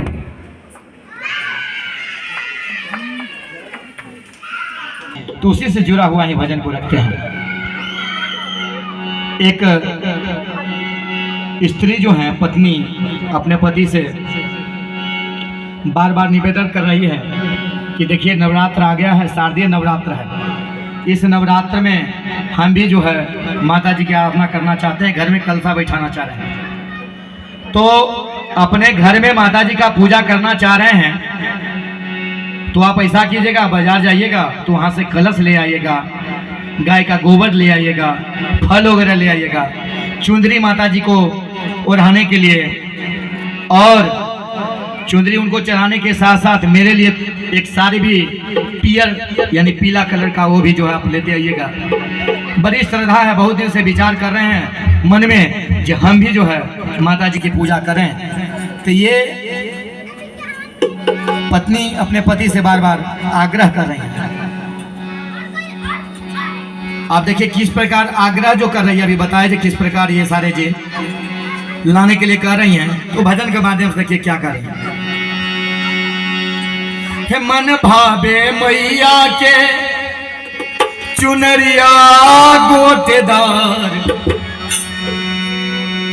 मन भावे मैया के चुनरिया गोटेदार। और पति को क्या कहते हैं आप लोग तो खुद जानते हैं, कहीं पर तो भजन में भी वही दिया गया है कि पियवा ले ले अइहा,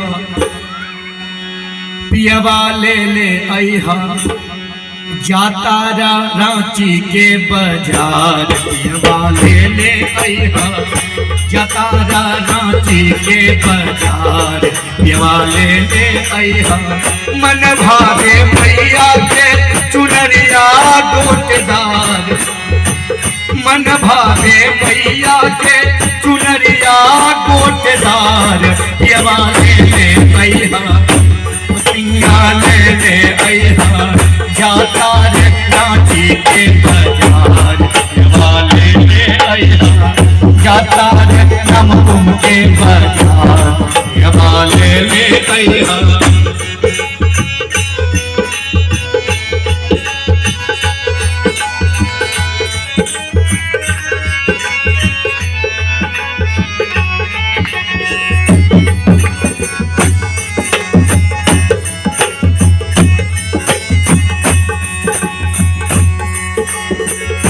और आगे वह स्त्री अपने पति से क्या कर रही है, सुनिए।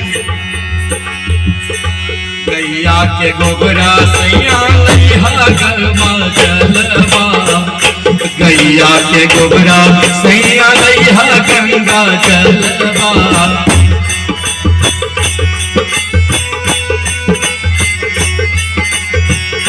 किन के ले अइहा सैया सुंदर सुंदर फलवा, किन के ले अइहा सैया सुंदर सुंदर फलवा। और कहते हैं बेली चमेली और अरहुल के हार, हो बेली चमेली और अरहुल के हार, सैया ले ले अइहा, पियवा ले ले अइहा, जाता नमकुम के बाजार, पिया ले ले अइहा।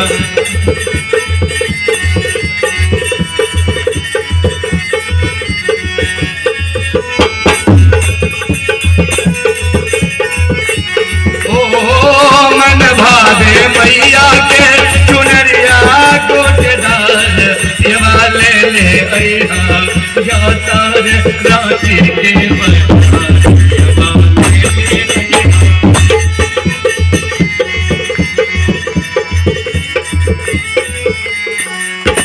दूसरा पद में कर रही है, जोरे जोरे कलसा सैया लैहा जोरे पियरी।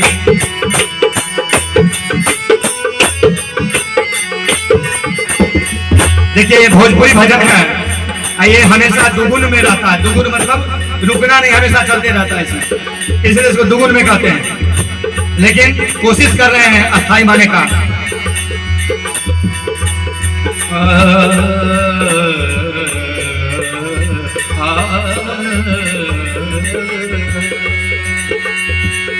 जोरे जोरे कलसा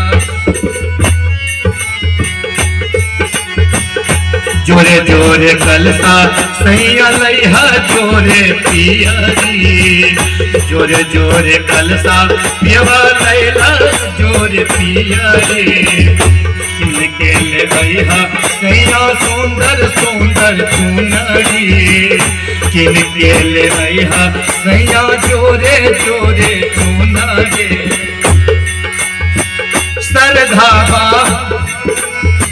सरधाबा हमारो करबा अहिबार। ओ सरधाबा हमारो मैया में अपार। पियवा ले अइहा, ओ पियवा ले अइहा जाता है रांची के बाजार। ले अइहा जाता है रांची के बाजार।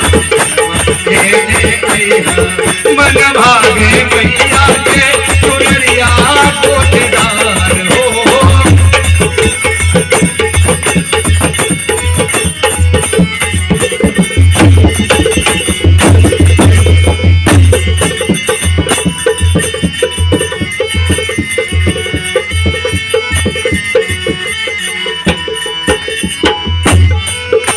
और अंत में कर रही हैं, ललसा लगल बा सैया हलवा पूरी बाँट।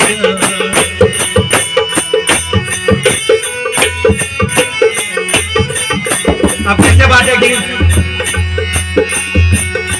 ललसा लगल बा सैया हलवा पूरी चढ़ाई बा।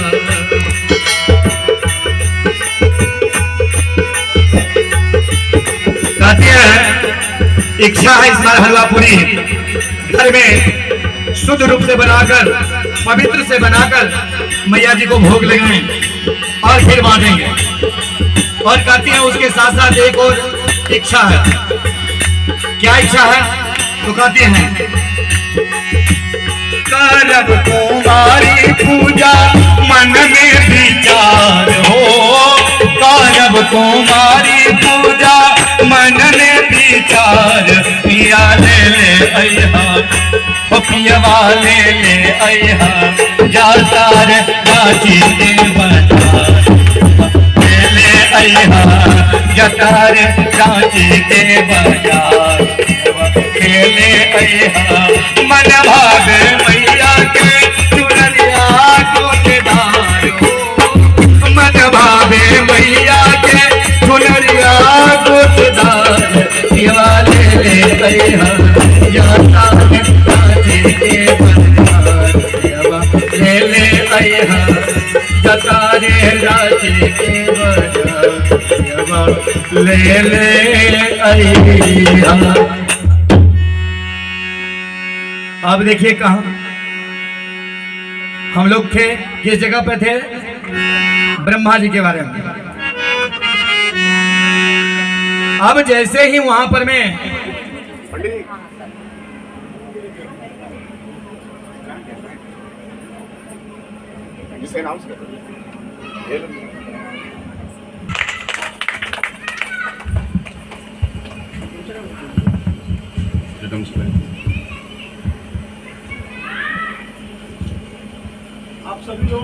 तो कहते हैं प्रेम का कोई मूल्य नहीं होता, तो आप सबके ये प्रेम सहयोग की तरफ से एक छोटा सा सम्मान।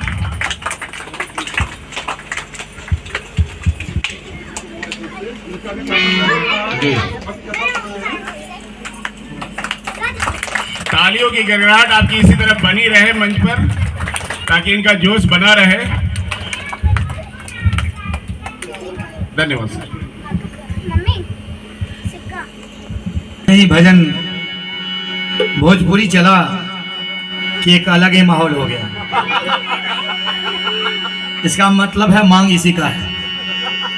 चलिए एक और भजन सुनाते हैं भोजपुरी का, फिर आगे कथा बढ़ाएंगे। माई डोली चढ़ी चलली सेवक घरवा, ओही डोलिया के बघवा कहा रे दुनिया में शोर भइल बा, वही डोलिया के बघवा कहा रे दुनिया में शोर भइल बा। माई डोली चढ़े चला ले सेवक घरवा, माई डोली चढ़े चला ले सेवक घरवा, वही डोलिया के बघवा कहा रे दुनिया में शोर भइल बा, वही डोलिया के बघवा कहा रे दुनिया में शोर भइल बा। माई डोली चढ़े चला ले सेवक घरवा।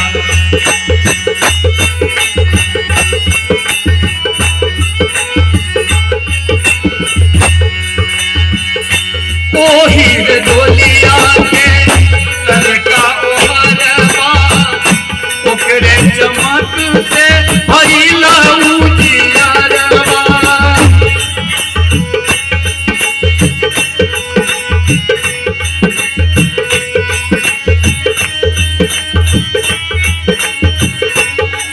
भाइले उजियारवा, चाल रोनोक जोनोक के चलले बघवा, चाल रोनोक जोनोक के चलले बघवा।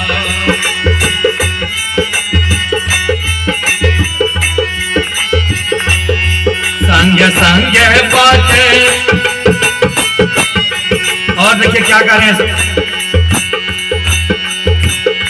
चाल रोनोक जोनोक के चलेला बघवा, संग संग भैरो भैया बघवा रे दुनिया में शोर भइल बा, संग संग भैरो भैया बघवा रे दुनिया में शोर भइल बा। माई डोली चढ़े चला ले सेवक घरवा।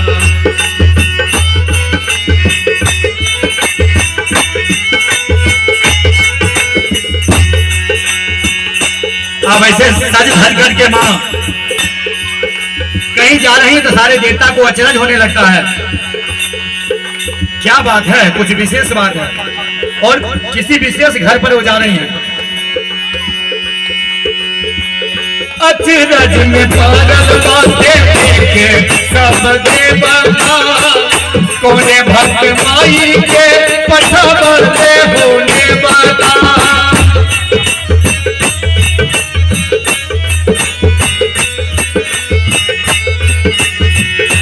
अचरज में पागल बातें देखे सब देवता, कोने भक्त माई के पठबला होने बता, पठबला होने बता। सज धज के चलले माई, ओ सज धज के चलले माई बेटा घरवा, क्यों करता हित इंतजार क्या में शोर भइल बा, क्यों करता हित इंतजार दुनिया में शोर भइल बा।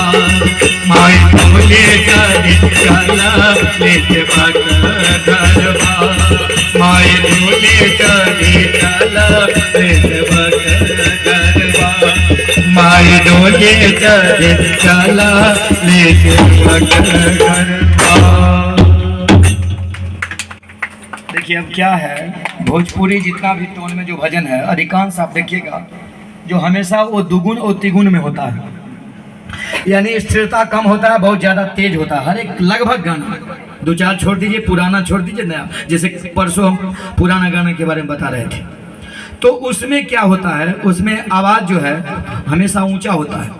यही वजह है उसमें देखिएगा आप, बेंजो वाला, केसियो वाला, ड्रम वाला, तबला वाला, नाना प्रकार के उसमें जो है साज बाज रहते हैं, जिसमें गायक बस शुरू किया पंचम से, उसी में अपना आवाज़ हमेशा तेज, और वो मैचिंग भी करता है। अब हम लोग जो हैं दिन भर पाठ करते हैं, मैया का पाठ कथा यजमान के यहाँ करते हैं, और शाम को भजन कथा कर रहे हैं, उसमें भी जोर पड़ रहा है, उसमें भी साथ में नाल और एक झाल, और उसमें क्या है, पैड है, ये है, वो है, तो झनकार आता है, लोग नाचते हैं। थोड़ा सा ये परिवर्तित हुआ तो देखिए किस प्रकार आनंद आया, और वो सब भी होगा परिवर्तित तो कुछ अलग होगा। तो उसमें क्या है, जोर ज़्यादा होता है। फिर कल कथा करना है, तो फिर यजमान कहेंगे पंडित जी पता नहीं कहीं और दो चार को पाठ पकड़ लिए हैं, इसलिए आवाज़ नहीं निकला। ये नहीं कहेंगे जो सभी को भजन सुना रहे थे, तो इसलिए हम इस पर में कम ध्यान देते हैं। मेन जो है और जो अस्थाई और शास्त्रीय संगीत से जो सम्मत है उसी को गाने की कोशिश करते हैं। वहाँ पर मैं यज्ञ का आयोजन करना चाहे तो अब यज्ञ कैसे हो, लग्न मुहूर्त कौन देखे, तो आचार्य महोदय को बुलाया गया। उस समय के जितने आचार्य थे सभी एकत्रित हुए।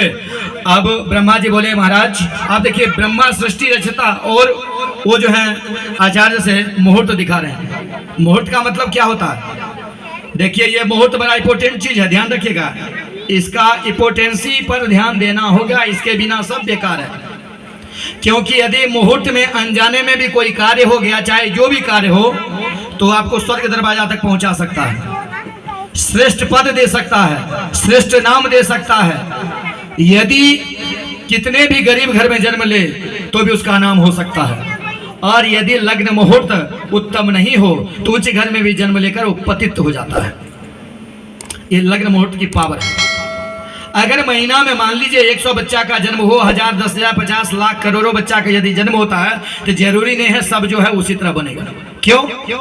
क्योंकि पूरे महीना में यदि आप लग्न मुहूर्त निकालते हैं तो मुश्किल से 1, 2, 3, 4 मिलेगा, इससे ज्यादा नहीं मिलेगा बढ़िया। लेकिन पूजा सब दिन हो रहा, लोग सभी दिन करवा रहे हैं। क्यों?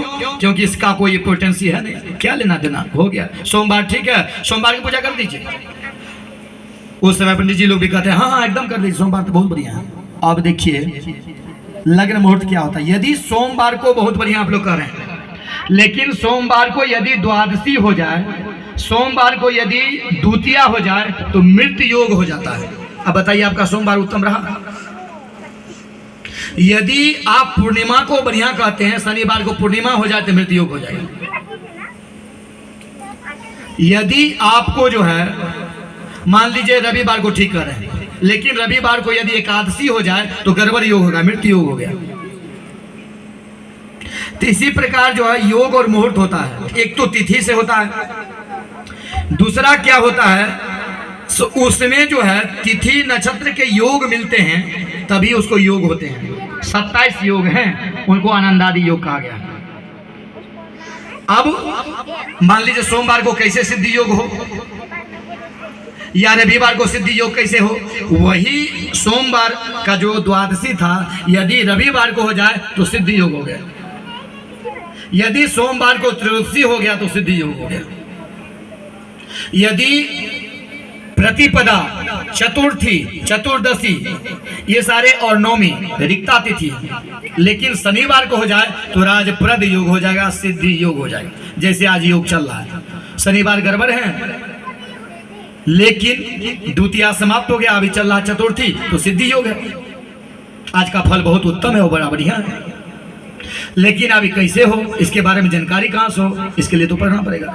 इसमें भी विडम्बना है।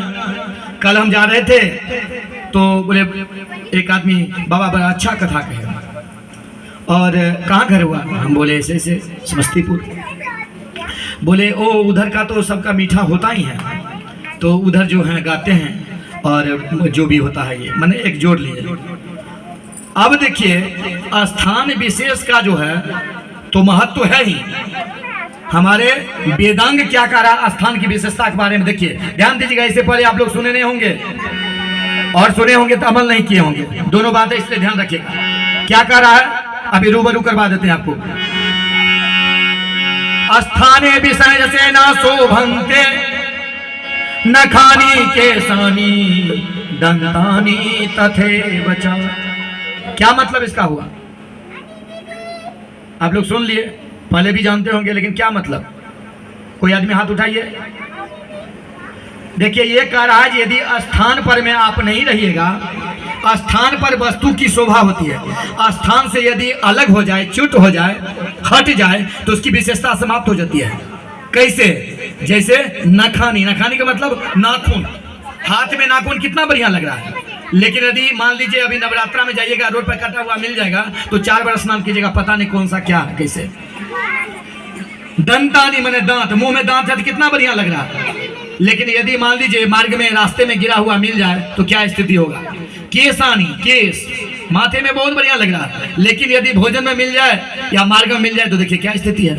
तो ये स्थान पर तो शोभा होती है, लेकिन अब दूसरा जो कल शब्द का जो प्रयोग किए उसका बताते हैं वो क्या कर रहे हैं। दूसरा शब्द बोले कि बाबा ऐसा है, पूजा का पद्धति अलग अलग होता है पूरी का, और उसमें मैथिली देखिए कोई अंतर नहीं है, मंत्र एक है, विषय वस्तु एक है, और पूजा भी वही है, कुछ अंतर नहीं होता। तो फिर कहेंगे अंतर क्या हो जाता? जैसे बनारस पद्धति का जो पूजा है, ऐसा 3 लोग हैं। कौन कौन? एक हनुमान जी, दूसरा गणेश जी, और तीसरा मैया दुर्गा। अब कैसे दुर्गा जी का कैसे? देखिए दुर्गा जी जन्म, अब क्या बताएं, इससे पहले आप लोग सुनेंगे कथा में, किसी भी जितना भी दुर्गा जी का बताए, सीता जी, राधा जी और लक्ष्मी जितने हैं, कोई भी जन्म नहीं लिए हैं, मातृगर्भ से कोई जो है जन्म नहीं लिए हैं, सभी जो है प्रकट हुई हैं। समुद्र से प्रकट हुई हैं लक्ष्मी, राधिका जी प्रकट हुई हैं, वृषभानु को पुत्री कहलाती हैं, लेकिन प्रकट हुई है कमल की पंखुड़ी से। सीता जी के बारे में आप लोग जानते ही हैं। और मैया भी जन्म नहीं लिए हैं। कैसे? तो एक भजन के माध्यम सुनाते हैं कैसे हुआ। धरती असुरन से जब लाचार हो गई, धरती असुरन से जब लाचार हो गई, देवी दुर्गे मैया के तब अवतार हो गई, देवी दुर्गे मैया के तब अवतार हो गए।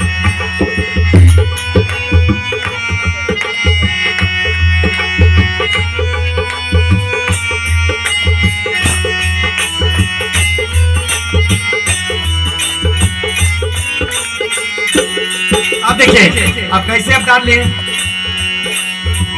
देवतन के साभा लागल जुटल जमात हो, सब बातें ब्रह्मा जी से कहलन ई बात हो।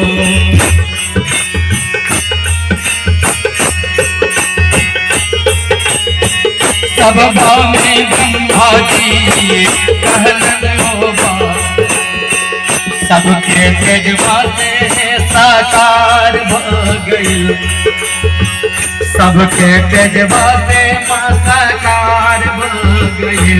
हो देवी दुर्गे मैया के तब अवतार हो गई, देवी दुर्गे मैया के तब अवतार हो गई, देवी दुर्गे मैया के तब अवतार हो गई।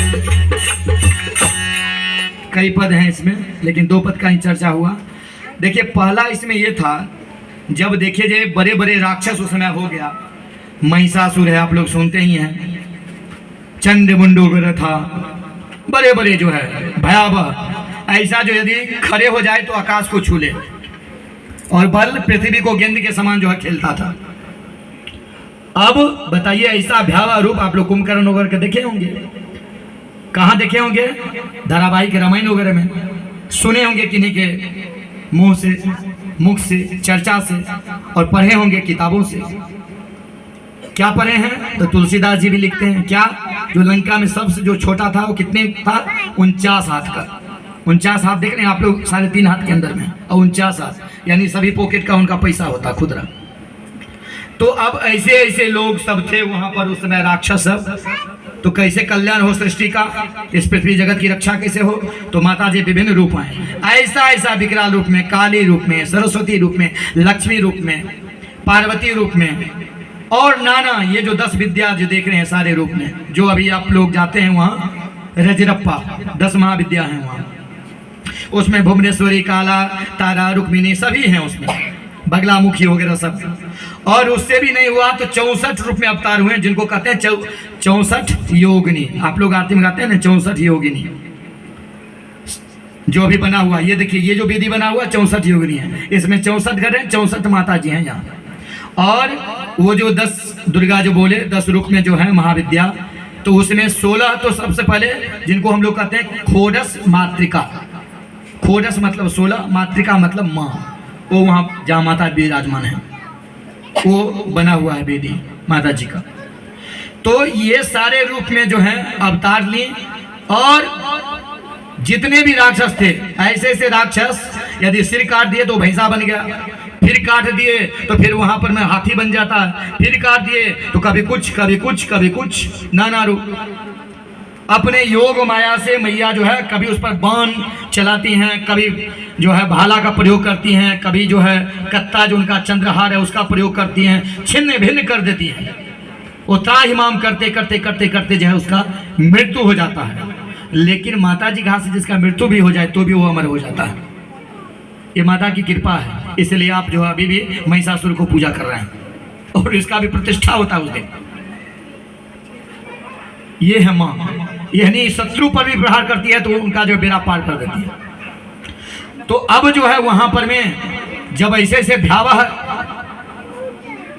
दुरधर दुर्गम राक्षस सारे जब हुए उत्पन्न, अब कैसे कैसे हुए, तो बड़ा कहां से शुरू करें। भगवान विष्णु जो थे, भगवान विष्णु 4 मास तक जो है शयन में जाते हैं, ये तो आपको पता है, अभी भी शयन में है। वो कार्तिक शुक्ल पक्ष में जो है वो उस समय निद्रा से वो टूटेंगे, जागेंगे। तो उस समय 4 मास तक लगातार शयन के कारण जो है उनके कानों में जो है क्या कहते हैं हम लोग, मैल कहते हैं, वो जमा एकत्रित हो जाता है, गंदा जिसको कहते हैं। और अभी क्या होता है उसमें बहुत सारे कीटाणु उत्पन्न हो जाते हैं। उस समय चूंकि भगवान विष्णु के उदर में सारा संसार है, सारा संसार का मतलब ये जो पृथ्वी देख रहे हैं ये तो सबसे छोटा पृथ्वी है, खरबों पृथ्वी है जो गिनती में नहीं आ सकता है। इसलिए उनको क्या कहते हैं, अनंत कोटि। अनंत कोटि का मतलब जिसका अंत न हो, ऐसा ब्रह्मांड नहीं है, खरबों पृथ्वी है। एक एक गैलेक्सी में, एक एक गैलेक्सी में एक बाह होता है, एक बाह में जो है कई गैलेक्सी होते हैं। एक एक गैलेक्सी में समय सूर्य है, चंद्रमा है, सारे नवग्रह हैं, और उसमें एक एक जो है पूरा जो उसका बाह होता है उसमें खरबों है गैलेक्सी। आप कल्पना कर सकते हैं, लेकिन आप लोग समझिएगा क्या, इसको लेना नहीं है। पहले समय में मुहावरा होता था, यदि बच्चा कुछ उल्टा पुल्टा काम करे तो पिताजी क्या कहते थे, पता नहीं तुम किस लोक से आए हो। अब क्या मतलब, लोक का मतलब क्या, यानी इसका अर्थ निकल रहा है कि कई लोग हैं। और सैटेलाइट से भी उसको देखा गया है, दूरबीन के द्वारा जो है अभी जो हमारे वैज्ञानिक रिसर्च किए, लेकिन वहां तक पहुंच नहीं सकते हैं। क्यों नहीं पहुंच सकते हैं, वहां पहुंचने के लिए जो है अभी मेरे पास उसका CD भी है, पूरा ऐसा बना हुआ है, किस प्रकार एटम जो है वहां पर में रोकता है कोई भी चीज जाने के लिए जो है। अब क्या है, वहां जाने के लिए जो है आपकी आयु 300 वर्ष की होनी चाहिए। 300 वर्ष की आयु किसी का है तो कैसे जाएं। तो उस समय ये बताया गया था, एक पुरुष हो और एक स्त्री यौवनावस्था में रॉकेट से जाना शुरू करें, पूरे आयु के दरमियान, फिर एक लड़की एक लड़का हो जाए, दोनों का विवाह हो जाए, फिर उसे एक पुत्र और एक पुत्री हो। 300 साल का आयु, 100 साल माना गया आयु, तो 300 वर्ष तक, तब जाके दूसरा पृथ्वी पर पहुंच सकते हैं। यानी देख सकते हैं, उसको देखा गया जो वहां भी पेड़ है, पौधा है, जल है, आदि आदि, जैसे आप मंगल चंद्रमा आदि सुन रहे हैं, लेकिन वहां जा नहीं सकते हैं। वहां पर हाइड्रोजन जो है उसका दीवार बना हुआ है, उससे आप टकरा जाइएगा, वो वापस आ जाएगा, वहां जा ही नहीं सकते। अब जो है चूंकि वहां पहुंच नहीं सकते हैं तो सिर्फ देख सकते हैं, महसूस कर सकते हैं, लेकिन खरबों पृथ्वी है, खरबों सूर्य है। हम लोग जिस पृथ्वी पर रह रहे हैं इस पृथ्वी पर कई खंड है, बहुत सारे खंड है, खंडे खंडे अरंडे खंडे, और वही खंड का एक शेषांक है खंडे खंडे चा झारखंडे। तो हम लोग जो रह रहे हैं वो किस खंड में है? भरत खंडे, यानी बहुत सारा खंड है, भरत खंड में हम लोग हैं और भारत वर्ष से, इसलिए हम लोग संकल्प करते हैं भारत वर्ष से। जैसे हम लोग अगर अमेरिका में कोई मित्र हैं तो आप गूगल में जाते हैं, सर्च करते हैं तो कहाँ, तो पहले अमेरिका चले गए, अब अमेरिका में कहाँ, तो कोई राज्य है वहाँ, अब राज्य में कहाँ, तो कोई जिला है वहाँ, जिला में कहाँ है, तो कोई प्रखंड है वहाँ, प्रखंड में कहाँ है, तो फलना मोहल्ला है, उस मोहल्ला में बहुत घर हैं, किसके यहाँ देखना है तो फलना घर जो है तो वहाँ निवास लिखा रहता है, उस निवास में सारा कुछ दिखाई देता है। ठीक उसी प्रकार जो हम लोगों का संकल्प भी है, हम लोग संकल्प करते हैं तो कहते हैं ओम विष्णु हो विष्णु हो विष्णु। श्रीमद् भगवतो महापुरुषस्य विष्णोर आज्ञा पर्वत मानस्य अद्य ब्रह्मरोहिणी द्वितीय पहरार्धे श्री श्वेत वाराह कल्पे वैवस्वत मनमंतरे अष्टाविंशति तमे युगे कलियुगे कलि प्रथम चरणे जम्बूद्वीपे भरत खंडे। कौन सा भरत? जो आप लोग जानते हैं भरत के बारे में, शकुंतला के जो पुत्र थे भरत, वहीं से गंगापुत्र भीष्म वगैरह आदि आदि पूरा पांडव वंश चला, चंद्रवंशी सब जितने हैं। तो हम लोग थे वहां पर में, जो वो जो कह रहे हैं जो पूजा वाला में, इधर जाएंगे तो बहुत समय लग जाएगा। अब पूजा जब हुआ तब वहां तो बता रहे थे दोनों अलग होता है, तो सबसे पहले गौरी और गणेश, वो गणेश से उधर हमको जाना पड़ गया। तो गौरी और गणेश, चूंकि गणेश जी बुद्धिमान हैं, वो आप लोग जानते हैं किस प्रकार हैं, पृथ्वी का जो है परिक्रमा करना था तो अपने पिता का ही परिक्रमा कर लिए, उनको बुद्धिमान घोषित कर दिया गया। 2 कन्या थी वहाँ विवाह करने के लिए, जो विजय होगा उससे विवाह करवाएंगे, रिद्धि और सिद्धि दोनों से विवाह उनका हो गया।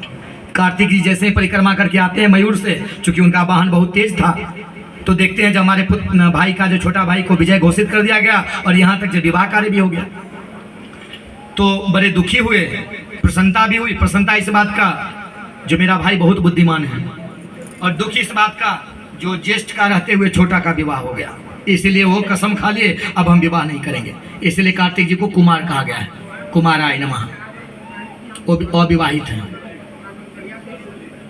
समझ गए ना आप लोग? और देवताओं के सेनापति हैं। तो अब गणेश और गौरी, चूंकि गौरी के पुत्र हैं तो इनका गौरी गणेश का पूजा किया जाता है। अब इसमें भी विडम्बना, अब विडम्बना क्या है, अब कौन गौरी हैं कौन गणेश हैं, इस बार तीज के पूजा में देखते थे जे, अब चूंकि कोरोना काल से अगले साल से लोग दूर बैठते हैं तो हम भी दूर बैठे हुए थे। अब चढ़ाइए तो दोनों के लिए भांग निकाल के, दोनों बालू का जो बनता है उस पर भी भांग उस पर भी भांग, अब लीजिए धतूर फूल इस पर भी उस पर भी, जनेऊ इस पर भी उस पर भी। अब हम तो दूर बैठे हुए हैं, सारी स्त्रियां घेरी हुई हैं, हम पूछे अच्छा सब चढ़ा दिए, तो हाँ भांग तो दोनों पर चढ़ा दिए, भस्म तो दोनों को चढ़ा दिए, जनेऊ दोनों को दे दिए। अब बताइए माता जी को भस्म से क्या लेना देना, माता जी को यज्ञोपवीत से क्या लेना देना, माता जी को भांग से क्या लेना देना, अब दोनों को चढ़ा रहे हैं। क्यों? ज्ञान के अभाव में, डायरेक्शन के अभाव में। तब वहां गौरी गणेश का जैसे ही हुआ, अब कौन गौरी है कौन गणेश है ये क्या पता? बताइए कोई आदमी उसमें से हाथ उठा के, किनको हम गौरी माने किनको गणेश माने? 2 गोबर बना देते हैं, कभी कभी दोनों में सुपारी लग गया, किसी में सुपारी लगा, बिना सुपारी का भी काम चल रहा। आप देखिए पहले वहां क्या कहा गया, गौरी और गणेश। गौरी मतलब क्या, गौरी किसको? आप देखिए वो जो अभी चर्चा करेंगे तो वहां गौरी का हो जाएगी। सभी लोग जानते हैं गायत्री के बारे में, लेकिन उत्पत्ति पता नहीं, गायत्री कौन है पता नहीं। तो इतना दिन से आप क्या पढ़ रहे थे, पूरा उम्र बीत गया। ज्ञान का संबंध उम्र से नहीं है। आप देखिएगा पूरा उम्र हो गया, आप देखते हैं वैसे ऐसे करा रहे हैं, माइक पर भी एकदम जो है बेधड़ बोल रहे हैं, कहीं कोई डर है? कौन बोलने वाला है? बोलेगा 10 को मिल जाएंगे और कह देंगे गड़बड़ है। अब जिसका राजतंत्र है, प्रजातंत्र है, जिसकी लाठी उसकी भैंस, कौन मुंह लगाए, कौन समझाए क्या है? कभी कभी अफसोस होता है तो हम लोग इतना मेहनत किए हैं, इतना डांट खाए हैं, वो सारे बेकार हैं, निरर्थक है। क्योंकि अभी जो है खिचरुआ पूरा बाहुबली है, आदि आदि, और जो अच्छे हैं वो झुकेंगे नहीं, जाएंगे नहीं, वो निरर्थक घूमेंगे नहीं, क्योंकि स्वाभिमान का चोट लगता है, ईगो है, जब बुलाएंगे तभी जाएंगे। और जिसको नहीं है वो तो ऐसे भी नहीं, बस ऐसे ही आए थे आपसे मिलने आ गए, पंडित जी चाय पी लेंगे? हाँ हाँ बिल्कुल, कहें ना भोजन? हाँ बिल्कुल कर लेंगे। क्यों? क्योंकि पढ़े हुए हैं नहीं, जो लिखा हुआ है इसमें बिना निमंत्रण का भोजन करने से कुत्ता क्यों नहीं प्राप्त होता। ये तो गरुड़ पुराण पढ़ेंगे तभी पता चलेगा। तो आदि आदि सारे विडंबनाएं हैं। अब क्या है देखिए, गौरी का मतलब हुआ गोबर यानी गाय, यानी कुमारी को कहा गया गौरी। 12 वर्ष से छोटी उम्र का जो भी लड़की हो सारे को गौरी ही कहा गया। तो अपने जैसे ही बैठे पूजा कैसे करना चाहिए, तो दिन को पूरब और रात्रि को उत्तर। तो पूरब यदि बैठे तो आपके बाएं जो है वो क्या है, गौरी है, और दाहिने में गणेश। तो सुपारी किस में लगाना चाहिए, गौरी में कि गणेश में? बोलिए, आप लोग बहुत दिन पूजा किए हैं, गणेश में। तो दाहिना में सुपारी होना चाहिए। तो गौरी गणेश की पूजा करना है। गौरी गणेश का पूजा करेंगे तो दोनों में क्या अंतर है? तो वैदिक रीति में 3 पद्धतियां हैं। वैदिक रीति में कौन सी पद्धति है? 3। कौन कौन से? पहला है वैदिक पद्धति। वैदिक पद्धति का मतलब क्या है? प्रत्येक वस्तु का मंत्र बना हुआ है। क्या मंत्र बना हुआ है? आप सो के उठिएगा तो भी मंत्र, उठिएगा तो कैसे उठिएगा? जैसे उठे तो हाथ को सामने रखें और कहिए, कराग्रे बसते लक्ष्मी कर मध्य च सरस्वती कर मूले स्थितो ब्रह्मा प्रभाते कर दर्शन। उसके बाद जैसे उठते हैं तो पृथ्वी को प्रणाम किए। क्यों? क्योंकि मैया है, भगवान विष्णु की पत्नी है। पैर कैसे लगाएं? तो इसलिए पहले एक बार प्रणाम कर लीजिए। गंगा जी में जाने से पहले भी प्रणाम करना चाहिए, मंदिर में घुसने से पहले भी प्रणाम करना चाहिए। लेकिन ये कब होगा? जब आप में भक्ति रहेगा, नहीं तो एकदम वैसे ही चलेगा। क्या दिक्कत है? कौन रोक टोक करने वाला है? अब क्या है, तो गौरी गणेश का वहां पूजा हुआ। तो 3 जो पद्धतियां हैं उसमें है, पहला वैदिक, दूसरा क्या है तांत्रिक, और तीसरा क्या होता है, उनको बीजक पद्धति भी कहा जाता है। तो मान लीजिए यदि आप स्नान करवा रहे हैं तो वैदिक पद्धति में क्या कहिएगा?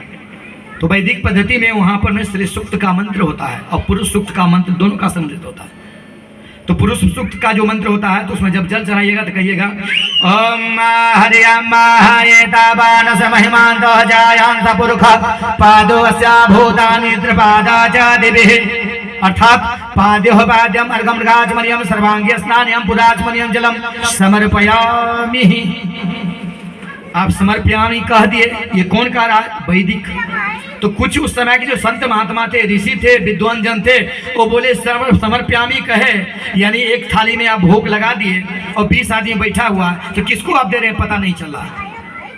इसलिए नाम बोलिए, आप किसको दे रहे हैं, जिनको दे रहे हैं उनका नाम बोलिए। आप एक परिवार में 20 गो आदमी है और वहां पर मान लीजिए 500 रुपया आप रख दिए, तो किनको आप दिए? लड़का को दिए कि पुत्री को दिए कि पिता को दिए कि भाई को दिए, किसको दिया? तो ये बोलना पड़ेगा। तब जो पद्धतियां आया वहां पर में, वो पद्धति जो हुआ, उस पद्धति में जो है भी 2 स्वरूप हो गया उसका। अब क्या हुआ, तो एक स्वरूप जो है, जिनको ज्यादा जरूरत है वो जा सकते हैं, कोई बात नहीं। कथा एक समय पर में जो है ये होगा, क्योंकि घर के सारे कार्य हैं और आजकल तो बहुत जगह जो है सारे मिल जाते हैं, सीख सकते हैं आप लोग।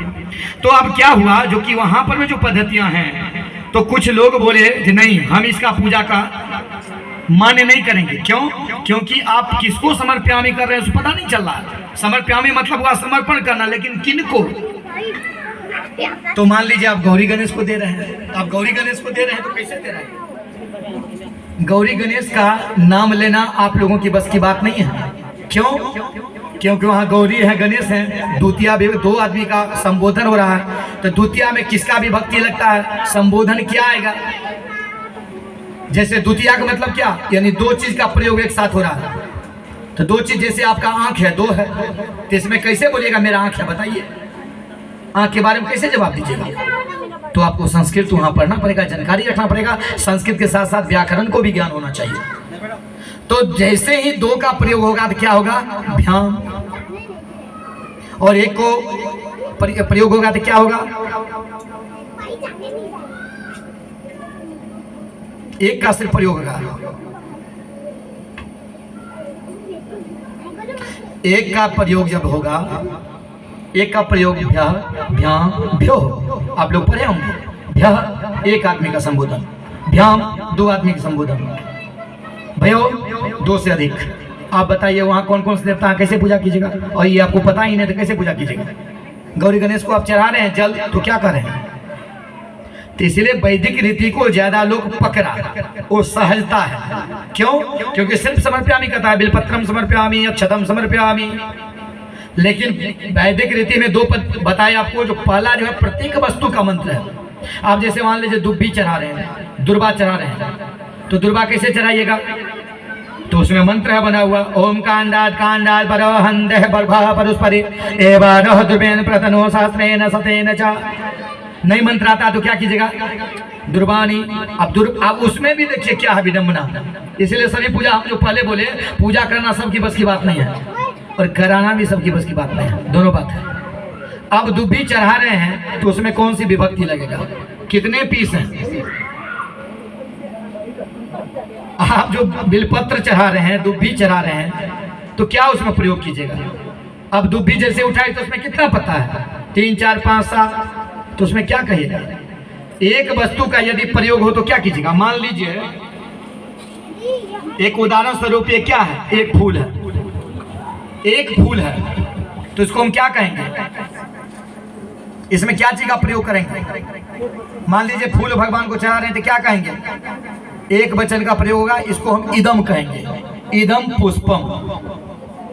लेकिन मान लीजिए ये हम देखिए, आप समझ रहे हैं ना, ये बहुमूल्य चीज बता रहे हैं, ये जीवन का सार्थक, इसके बिना सब बेकार है।